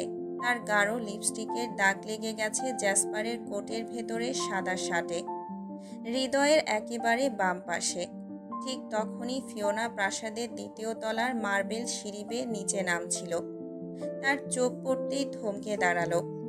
এক পলকেই সে দেখতে পেল সবকিছু। চোখে জল আসেনি, তবুও সেই চোখের চাহনিতে এমন কিছু ছিল যা তার বুক কাঁপিয়ে দিচ্ছিল। সে সিঁড়ির পাশের মর্মর পাথরের রেলিং ধরে থেমে গেল। গাল শক্ত হয়ে উঠল, চোখ থেকে নেমে এলো ঠান্ডা ধারা। তার এক হাতে ধরা ছিল গাউন সামলানোর কুচি, অন্য হাতে সে সিঁড়ির ধাতব হাতল চেপে ধরল। এমন করে ধরা যে মনে হচ্ছে তা না ভাঙলেও অন্তত কাঁপিয়ে দেবে। জ্যাসপার চোখ তুলে দেখল তাকে। এক মুহূর্ত, শুধু একটাই মুহূর্ত। দুই জগতের আলো মুখোমুখি দাঁড়ালো। তারপর জ্যাসপার ধীরে ধীরে এগিয়ে যেতে লাগলো ফিওনার দিকে। চারপাশে কাচের মতো টলমল নীরবতা। আতশবাজির উৎসবের রং মুছে গেছে এখন। আসছে এক নতুন রাতের সূচনা। জ্যাসপার সিঁড়ি বেয়ে উঠতেই ফিওনা তার হাতে এক ঝটকায় টান দিল। একটাও শব্দ না করে কেবল চোখের ইশারায় সে তাকে নিয়ে চলল দ্বিতীয় তলার নির্জন করিডোরের এক কোণায়। সেখানে বিশাল মার্বেল পিলারের পাশে এসে দাঁড়ালো, যেখানে আলো কম আর রাজকীয় গম্ভীরতা চারদিক থেকে চুপ করে তাকিয়ে আছে। জ্যাসপার থেমে দাঁড়ালো। তার চোখে বিস্ময় আর উদ্বেগ। কিন্তু ফিওনার চাহনি তাকে নিঃশব্দে বলে দিচ্ছে, আজকের রাত্রি শুধু একটা উৎসব নয়, একটা পরীক্ষাও। ফিওনা, জ্যাসপার ফিসফিস করে বলল। হাতটা তুলে তার মুখ ছুঁতে চাইল, কিন্তু ফিওনার দৃষ্টি তখনও তার শার্টের দিকে। জ্যাসপার ঠিকই বুঝে গেল সে কি দেখছে। এক পলকের জন্য চোখ বুজে ফেলল সে। কিছু বলার আগেই ফিওনার নরম অথচ দৃঢ় হাত উঠে এলো তার কাঁধে। এক ঝটকায় তার রাজকীয় কোট খুলে ফেলল। জ্যাসপার এক চুলও সরল না, শুধু তার চোখ বড় হয়ে গেল অবাক হয়ে। ফিওনা, সে আবার বলার চেষ্টা করল, কিন্তু ফিওনা তখন আগুন রূপ নিয়েছে। চোখে বেদনা, ঠোঁটে এক ধরনের বিজয়। একটানে বুকের কাছ থেকে ছিঁড়ে ফেলল তার শার্ট। জ্যাসপার হতবাক হয়ে তাকিয়ে আছে, একবার তার ছেঁড়া শার্টের দিকে, একবার ফিওনার চোখে। ফিওনা এক ধাপ এগিয়ে এলো একেবারে কাছে।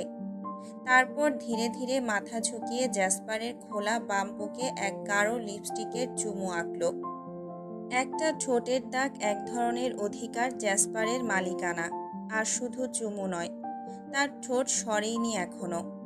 হঠাৎ ফিওনার দাঁত একটুখানি চেপে ধরল জ্যাসপারের ত্বক। একটা নরম কিন্তু দাবি জানানো কামড়। জ্যাসপার নিঃশ্বাস আটকে ফেলল।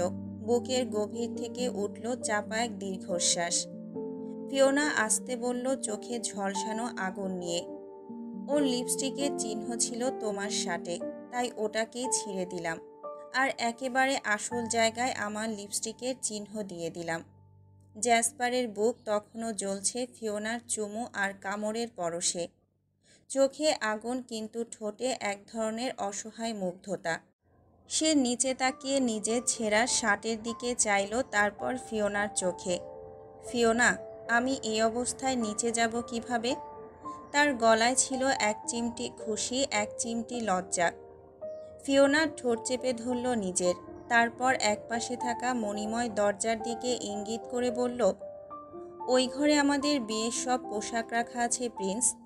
আজকের রাত শুধু এঙ্গেজমেন্ট নয়, তোমার লুকও পাল্টাবে। আরেকটা পরে এসো, এখনো অনেক কিছু বাকি।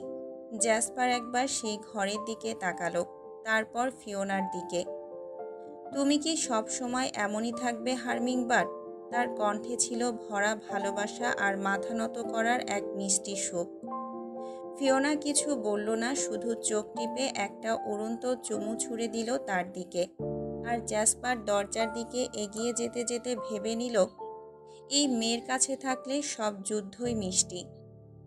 রাজপ্রাসাদের এক কোণ তখন উৎসব মুখর। সিলভা তার ড্রাগন বান্ধবীদের নিয়ে হেসে খেলে আড্ডায় মেতেছিল। ক্যালিক্সও ছিল সেখানে, চিরচেনা সৌন্দর্য আর কথার খেলায় মোহিত করার মতো। সিলভা হাসছিল, কথা বলছিল, মাঝে মাঝে ক্যালিক্সের দিকে ঝুঁকে কানে কানে কিছু বলছিল। দূর থেকে অ্যাথিরিয়নের চোখ ঠিকই সেখানে আটকে ছিল। ঠোঁটের কোণে রাগের আঁচ, চোখে আগুনের মতো ঈর্ষা। হঠাৎ সে এগিয়ে এসে কারো কিছু বোঝার আগে সিলভার কবজি চেপে ধরল। চলো আমার সাথে। কণ্ঠে ছিল নিঃশব্দ ঝড়ের পূর্বাভাস। সবার সামনে দিয়ে অ্যাথিরিয়ন সিলভাকে টেনে নিয়ে গেল রাজপ্রাসাদের উপরের একটা নির্জন বারান্দায়। চারপাশে অন্ধকার, শুধুমাত্র চাঁদের আলো এসে পড়ছিল সিলভার মুখে। তুমি কি পাগল রিয়ন? সিলভা ছাড়ানোর চেষ্টা করল। এইভাবে টেনে আনলে কেন? অ্যাথিরিয়নের চোখ তখনও লাল। এক মুহূর্তের জন্য কোনো উত্তর না দিয়ে সে তার দুই হাত দিয়ে সিলভার মুখ চেপে ধরল। তারপর হঠাৎ ঝাঁপিয়ে পড়া আগুনের মতো তার ঠোঁট সিলভার ঠোঁটে বসিয়ে দিল। এটা কোনো কোমল চুমু ছিল না, এটা ছিল দাবানলের মতো আগ্রাসী, অজস্র রাগ আর ঈর্ষার বহিঃপ্রকাশ। অ্যাথিরিয়নের দাঁত সিলভার ঠোঁটে হালকা কামড় বসালো। সেই কামড় আর চুমু বলে দিচ্ছে, তুমি শুধু আমার। সিলভা ধাক্কা দিতে চেষ্টা করলেও অ্যাথিরিয়নের গম্ভীর জেদি স্পর্শ তাকে দুর্বল করে ফেলল। তার শরীর থরথর করছিল, কিন্তু ভেতরে কোথাও এক চুমুর গভীরে কেঁপে উঠছিল অনুভব। একটু পরে যখন অ্যাথিরিয়ন অবশেষে নিজেকে সরালো, সিলভার ঠোঁট লাল হয়ে উঠেছে, চোখে জল আর রাগ মিশ্রিত এক দৃষ্টি। তুমি কি করে সাহস পাও? সিলভা শুরু করল। অ্যাথিরিয়ন ধীরস্বরে বলল, কারো সাথে ভাগ করতে পারবো না তোমায় সিলভা, ক্যালিক্স হোক আর যেই হোক না কেন। রাজপ্রাসাদের এক কোণে লিয়ারা দাঁড়িয়েছিল। সিলভার অ্যাথিরিয়নের সেই দৃশ্যটা চুপচাপ দেখে যাচ্ছিলেন। তার চোখে ক্ষোভ, দুঃখ আর কিছুটা শঙ্কা ছিল। যখন অ্যাথিরিয়ন সিলভার ঠোঁটে চুমু দিল, তার দেহের ভাষায় কিছু একটা খারাপই ঘটছে সে বুঝতে পেরেছিল। হালকা ফিসফিসের শব্দ, যা অন্য কারো কান পর্যন্ত পৌঁছানোর আগে একেবারে মৃদুভাবে বেরিয়ে এসেছিল লিয়ারার ঠোঁট থেকে। সে নিজের মনেই বলল, এক ভাই আমার মেয়ের জীবনে ঢুকে ধ্বংস করে যাচ্ছে, এখন আবার আরেক ভাই আমার ভাতিজির জীবনটা। এই দুই ভাই মিলে আমাদের মেয়েদের লাইফ নষ্ট করেই ছাড়বে। অ্যাকোয়ারা খাওয়া দাওয়ার পরেই এল্ডো রাজ্যে ফিরে গেছে। অ্যাকোয়ারা পথে গাড়িতে বসে বসেই ভাবতে লাগলো তখনকার কথা, ফ্লোরাস রাজ্যে এঙ্গেজমেন্টে আসার কিছুক্ষণ আগে। অ্যাকোয়ারা নীল রঙের ড্রাগন গ্লো করা একটা রেশমি পোশাক পরে প্রস্তুত হয়েছিল। তার কাঁধে ঢলে পড়া চুলের মাঝে ছোট ছোট মুক্তার মতো ঝিলমিল করছিল আলো, কিন্তু চোখে মুখে ছিল একটু ব্যস্ততা, কারণ সে জানত লিউঝান এখনও একাই পড়ে আছে। সে হাতে একটা ট্রে নিয়ে লিউঝানের কক্ষে প্রবেশ করল। ট্রেতে ছিল হালকা খাবার, কিছু ফল আর কিছু নির্দিষ্ট সময়ে খাওয়ার ওষুধ। লিউঝান তখন বিছানায় বসেছিল। অ্যাকোয়ারাকে দেখে হালকা হাসি দিল। অ্যাকোয়ারা মৃদু হেসে বলল, আপনার জন্য খাবার আর ওষুধ এনেছি, সময় হয়ে গিয়েছে। সে ট্রেটা টেবিলে রেখে গ্লাসে পানি ঢেলে দিল। লিউঝান হঠাৎ প্রশ্ন করল, তুমি কখন ফিরবে অ্যাকোয়ারা? অ্যাকোয়ারা এক মুহূর্ত থেমে গেল, তারপর কোমল কণ্ঠে বলল, ওরা সবাই আজ রাতটা প্রাসাদেই থাকবে, আমি সন্ধ্যার পরেই ফিরে আসব, আপনি একদম চিন্তা করবেন না। লিউঝান চুপচাপ তার দিকে তাকিয়ে থাকলো কিছুক্ষণ, যেন বলতে চাইছে, তুমি না থাকলে আমার একা একা লাগবে। অ্যাকোয়ারা তখন তার দিকে একটু ঝুঁকে হেসে বলল, আপনার জন্য আমি রোজ ফিরে আসি এই কক্ষে লিউঝান, আজও ফিরব। তারপর ধীরে ধীরে কক্ষ থেকে বেরিয়ে গেল। রূপালি ড্রেসের ঘের মেঝেতে নরম শব্দ তুলতে তুলতে মিলিয়ে গেল। রাত গভীর, প্রাসাদের চারদিক নীরব। পাহারায় থাকা ড্রাগনরাও ক্লান্ত হয়ে ঢুলছে। চাঁদের আলো ছড়িয়ে পড়েছে রাজপ্রাসাদের করিডোরে। এই নিঃশব্দ রাতেই নিঃশব্দ পায়ে জ্যাসপার ফিওনার কক্ষে প্রবেশ করল। ফিওনা তখন গভীর ঘুমে, মুখে এক শান্ত হাসি। জ্যাসপার ধীরে ধীরে তার পাশে বসে ফিসফিস করে বলল, তোমার মা আমাকে আলাদা কক্ষে পাঠিয়ে দিয়েছে, কিন্তু আমি তো থাকতে পারবো না, ঘুম আসছে না তোমাকে ছাড়া। সে ধীরে ধীরে নিচু হয়ে ফিওনার কপালে চুমু দেয়, তারপর গালে, তারপর ঠোঁটে।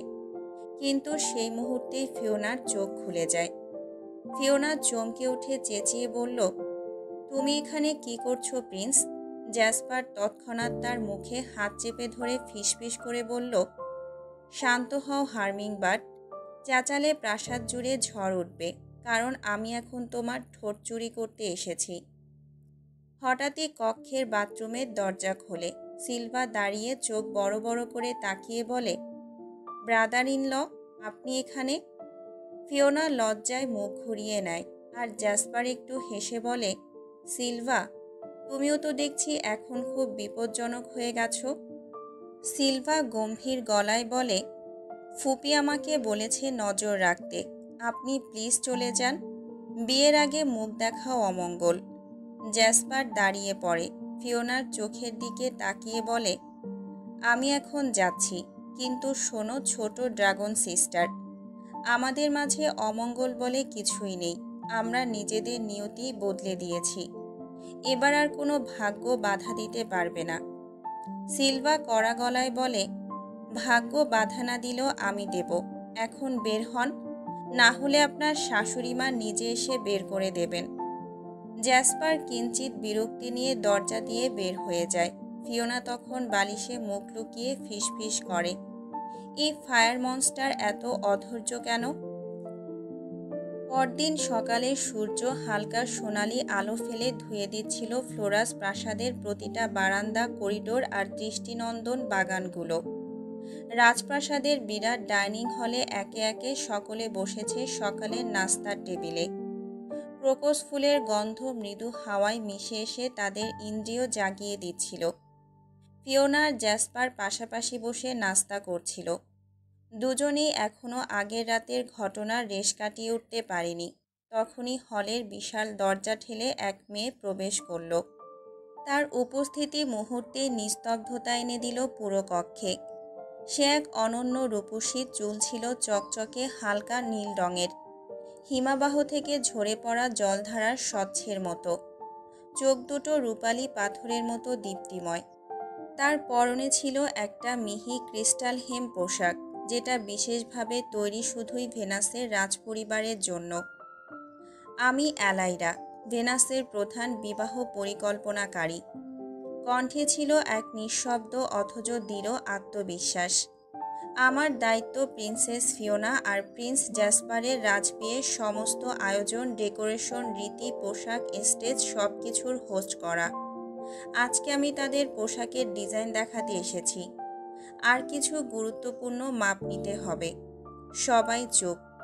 অ্যালাইরার দৃষ্টিতে কারো ওপর অহংকার ছিল না, তবে সে জানত তার ক্ষমতা। সিলভা কৌতূহলে জিজ্ঞেস করল, তুমি কি নিজেই পুরোটা হোস্ট করবে? অ্যালাইরা শান্ত হেসে বলল, না, আমি শুধু হোস্ট না, এই বিয়ের প্রতিটা মুহূর্তের শিল্পী। ফিওনা তাকিয়ে রইল অ্যালাইরার দিকে। এই মেয়েটা যেন স্বপ্ন থেকে নেমে আসা এক গঠনশীল ঝড়, যার ছোঁয়ায় তার নতুন জীবনের প্রতিটা রং ধীরে ধীরে সাজতে চলেছে। টেবিলে তখন কেবলই তিনজন, জ্যাসপার, ফিওনা আর অ্যালাইরা। সকালের আলো জানালার পর্দা ছুঁয়ে রূপালী সুর ছড়িয়ে দিচ্ছিল রাজপ্রাসাদের বিশাল নৈশভোজ কক্ষে। ইতিমধ্যেই ফিওনার ব্রাইডাল গাউনের মাপ নেওয়া শেষ। প্রিন্স অরিজিন, আপনার বিয়ের পোশাকের মাপ নেওয়া এখন বাকি। অ্যালাইরা ফাইল বন্ধ করে মুখ তুলেই বলল। ফিওনার কপাল কুঁচকে গেল। সে এক ঝটকায় চেয়ার ছেড়ে উঠে দাঁড়িয়ে বলল, এক্সকিউজ মি, আপনি কেন প্রিন্সের মাপ নেবেন? কোনো পুরুষ হোস্ট নেই? অ্যালাইরা কপট হাসি দিয়ে বলল, আরে ম্যাডাম, শুধু ব্লেজারের মাপটা নেব, কোনো অস্বস্তির কিছু নেই। ফিওনার চোখ বড় বড়, সে স্পষ্টত অস্বস্তিতে। ফিতে দিন, আমি মেপে দিই, সে গম্ভীর গলায় বলল। অ্যালাইরা তখনও স্বভাবসুলভ হালকাভাবে জবাব দিল, না না, সমস্যা নেই ম্যাম। আসলে ওনার ব্লেজারের মাপ আমি কিছুটা মনে রেখেছি। আগে যে কোনো রাজ অনুষ্ঠান বা ইভেন্টের আগে আমি মাপ নিয়ে নিতাম। সেই পর্যন্ত শুনেই ফিওনার ধৈর্যের সীমা ফুরিয়ে গেল। সে সামনে রাখা নিজের প্লেট থেকে একটা ধারালো কাঁটা চামচ উঠিয়ে মেয়েটার প্লেটের উপর শটান ঠাস করে চেপে ধরল। চোখের এক বাক্য দাগার আগে অস্ত্র ধারালো করে নিচ্ছে। চোখে তীব্র আগুন নিয়ে ফিওনা ধীর কণ্ঠে বলল, আগে কি করেছো না করেছো সেটা আমার দেখার বিষয় না। এখন থেকে কোনো মাপ না নিয়ে ড্রেস বানাবে, একদম আন্দাজে, বুঝলে তুমি? এক মুহূর্তের নিস্তব্ধতা। জ্যাসপার তখন এক কোণায় বসে দুই ঠোঁট চেপে রেখেছে, কিন্তু হাসি চাপাতে পারছে না। চোখে তার লুকানো আনন্দ, ঈর্ষায় জ্বলে ওঠা এক রাজকন্যারই উত্তেজনা তাকে গোপনে পুলকিত করে যাচ্ছে। ফিওনা হঠাৎই তার দিকে ঘুরে তাকালো, চোখে রাগের ঝিলিক। জ্যাসপার ঠোঁট কামড়ে হাসি চাপল। ফিওনা কিছু না বলে মুখ ঘুরিয়ে সোজা হেঁটে বেরিয়ে গেল হল থেকে। গর্জনের মতো তার পদধ্বনি ছড়িয়ে পড়ছিল মেঝের মার্বেলে। অ্যালাইরা কাঁধ ঝাঁকালো, নীরবে বলে উঠল, হায় ভেনাস, প্রেমে ঈর্ষার রং বড্ড গাঢ়। নিচে তোমার চাওয়ার মতো দৃশ্যটা রোমান্স, রাগ আর রসিকতা মিশিয়ে সাহিত্যিকভাবে সাজিয়ে দিলাম। ফিওনা বজ্রের মতো হল ছেড়ে বেরিয়ে গিয়েছিল, আর জ্যাসপার সঙ্গে সঙ্গে উঠে ওর পেছনে ছুটে গেল। পেছন থেকে ডাকল, ফিওনা থামো, শোনো তো। কিন্তু ফিওনা থামল না। নিজের ঘরের দরজা খুলে ঢুকে যাওয়ার পর দরজা খোলা রেখে জ্যাসপারকে বলল, যদি এখন ঢোকো তাহলে আমি কিছু ছুঁড়ে মারব। জ্যাসপার হালকা হাসি নিয়ে দরজায় দাঁড়িয়ে থাকলো, তারপর ধীরে ধীরে ভেতরে ঢুকলো। তুমি রাগ করছো কেন? আমি তো যাইনি মাপ দিতে। ফিওনা তখন পেছন ফিরে এক ঝটকায় জ্যাসপারের হাতটা ছেড়ে দিল। তবুও তো ওই মেয়েটা বলল আগে সব সময় ওই তোমার ড্রেসের মাপ নিত। এর মানে কি? জ্যাসপার একটু গম্ভীর হলো, তারপর হালকা গলায় বলল, ফিওনা, সেটা অনেক আগের কথা। তখন তো আমি একরকম রোবটিক ছিলাম। আমার লাভ ফাংশন তো ছিলই না, নারীদের দিকে তাকানোও হতো না, না কিছু অনুভব করতাম না কিছু চাইতাম। ওইসব আমার কাছে কিছুই ছিল না তখন। ফিওনা চুপ করে থাকলো কিছুক্ষণ, চোখ দুটো আরও বেশি ভিজে গেল রাগে নাকি অভিমানে, সে নিজেও বুঝে উঠতে পারল না। অবশেষে ধীর কণ্ঠে বলল, সরি, এটা শোনার পর আর ভালোই লাগছে না, তুমি যাও এখান থেকে।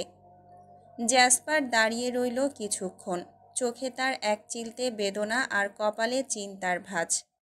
তারপর হালকা গলায় ফিসফিসিয়ে বলল, আমি এখন আর সেই পুরনো প্রিন্স না। আমি এখন সেই প্রিন্স যে শুধু একটা মেয়েকেই চোখে দেখে। তার নাম ফিওনা। ফিওনা তখনও পিঠ ঘুরিয়ে দাঁড়িয়ে আছে, ঠোঁট কামড়ে চোখের কোণে জমা অভিমান লুকানোর চেষ্টা করছিল। হঠাৎ পেছন থেকে জ্যাসপার ঝট করে তাকে জড়িয়ে ধরল। ছাড়ো আমাকে। ফিওনা হাত পা ছুটতে লাগলো, কাঁধে ধাক্কা দিতে লাগলো, কিন্তু জ্যাসপার শক্ত করে ধরে রাখল। না, ছাড়ব না। তার গলা কাঁপছে, নিঃশ্বাস ভারী, মনে হলো নিজের ভুলে নিজেই পুড়ছে। জ্যাসপার ফিওনার কানের কাছে মুখ এনে একটার পর একটা বলে যাচ্ছিল, sorry, sorry Fiona, sorry, sorry hummingbird, sorry sorry sorry, প্রায় 100 বার একইভাবে। ফিওনা হালকা করে বলল, তোমার সরিতে আমার বুক ব্যথা কমবে না প্রিন্স। জ্যাসপার অস্থির হয়ে গেল, আলতো করে তার গাল ঘেঁষে বলল, তুমি চাইলে আমাকে যে কোনো শাস্তি দিতে পারো, কিন্তু রাগ করে দূরে চলে যেও না প্লিজ। রাগ করে থাকো, কিন্তু আমার বাহুর ভেতরেই থাকো। ফিওনার চোখে পানি জমে উঠল। জ্যাসপারের কণ্ঠের কম্পনে একটা শিশুর মতো ভাঙন ছিল। শেষমেশ ফিওনা হালকা করে বলল, আমাকে যদি এত ভালোবাসো তাহলে শুধু কথা দিয়ে নয়, বিশ্বাস দিয়ে প্রমাণ দাও। জ্যাসপার বলল, আমি প্রমাণ দেব, প্রতিদিন প্রতি রাত যতদিন শ্বাস থাকবে। আর তখনও ফিওনা গলে যাওয়ার আগে জ্যাসপার তার গালে আদর করে একটা চুমু দিল। ফিওনার চোখে তখনও অভিমান লেগে আছে, কিন্তু জ্যাসপারের ওকে জড়িয়ে ধরা, কান ঘেঁষে অসংখ্য সরি, সব মিলিয়ে বরফ গলার শব্দটা ওদের মাঝেই শোনা যাচ্ছে। একটু থেমে ফিওনা ধীরে ধীরে জ্যাসপারের বুক থেকে সরে দাঁড়ায়, চোখে পানি কিন্তু ঠোঁটে এক চিলতে হাসি। ঠিক আছে, সে বলে, আমি নিজেই মাপ দিয়ে দেই। সে একরাশ কৌতুক নিয়ে পাশের আলমারি থেকে একটা ফিতে বের করে আনলো। জ্যাসপার চুপচাপ দাঁড়িয়ে আছে, চোখে প্রেমের রং। ফিওনা তার দিকে এগিয়ে এসে ফিতেটা জ্যাসপারের ঘাড় থেকে বুক পর্যন্ত টেনে নিল, একবার পেটের কাছে, আবার কোমরের চারপাশে। এটা 37 না 38, থাক, ধরেই নিচ্ছি 40। জ্যাসপার একটু হেসে বলল, তুমি তো আমার ওজন বাড়িয়ে দিচ্ছ হার্মিংবার্ড। ফিওনা ইচ্ছে করে তার কলার ধরে বলল, তোমার তো ওজন আছেই, শরীরের জন্য না, একগুঁয়েমির জন্য। জ্যাসপার তখন তার কোমরে হাত রেখে বলল, তুমি যেভাবে চাও সেভাবেই মাপ দাও, শুধু এইটুকু জানো, তোমার দেওয়া মাপেই আমি ড্রেস পরব, কারণ ওটা তোমার ভালোবাসার মাপ। ফিওনার গাল টকটকে লাল হয়ে উঠল, সে মুখ ফিরিয়ে ফিতে গুটাতে শুরু করল, আর পেছনে দাঁড়িয়ে জ্যাসপার তার চুলে মুখ গুজে হাসতে লাগলো।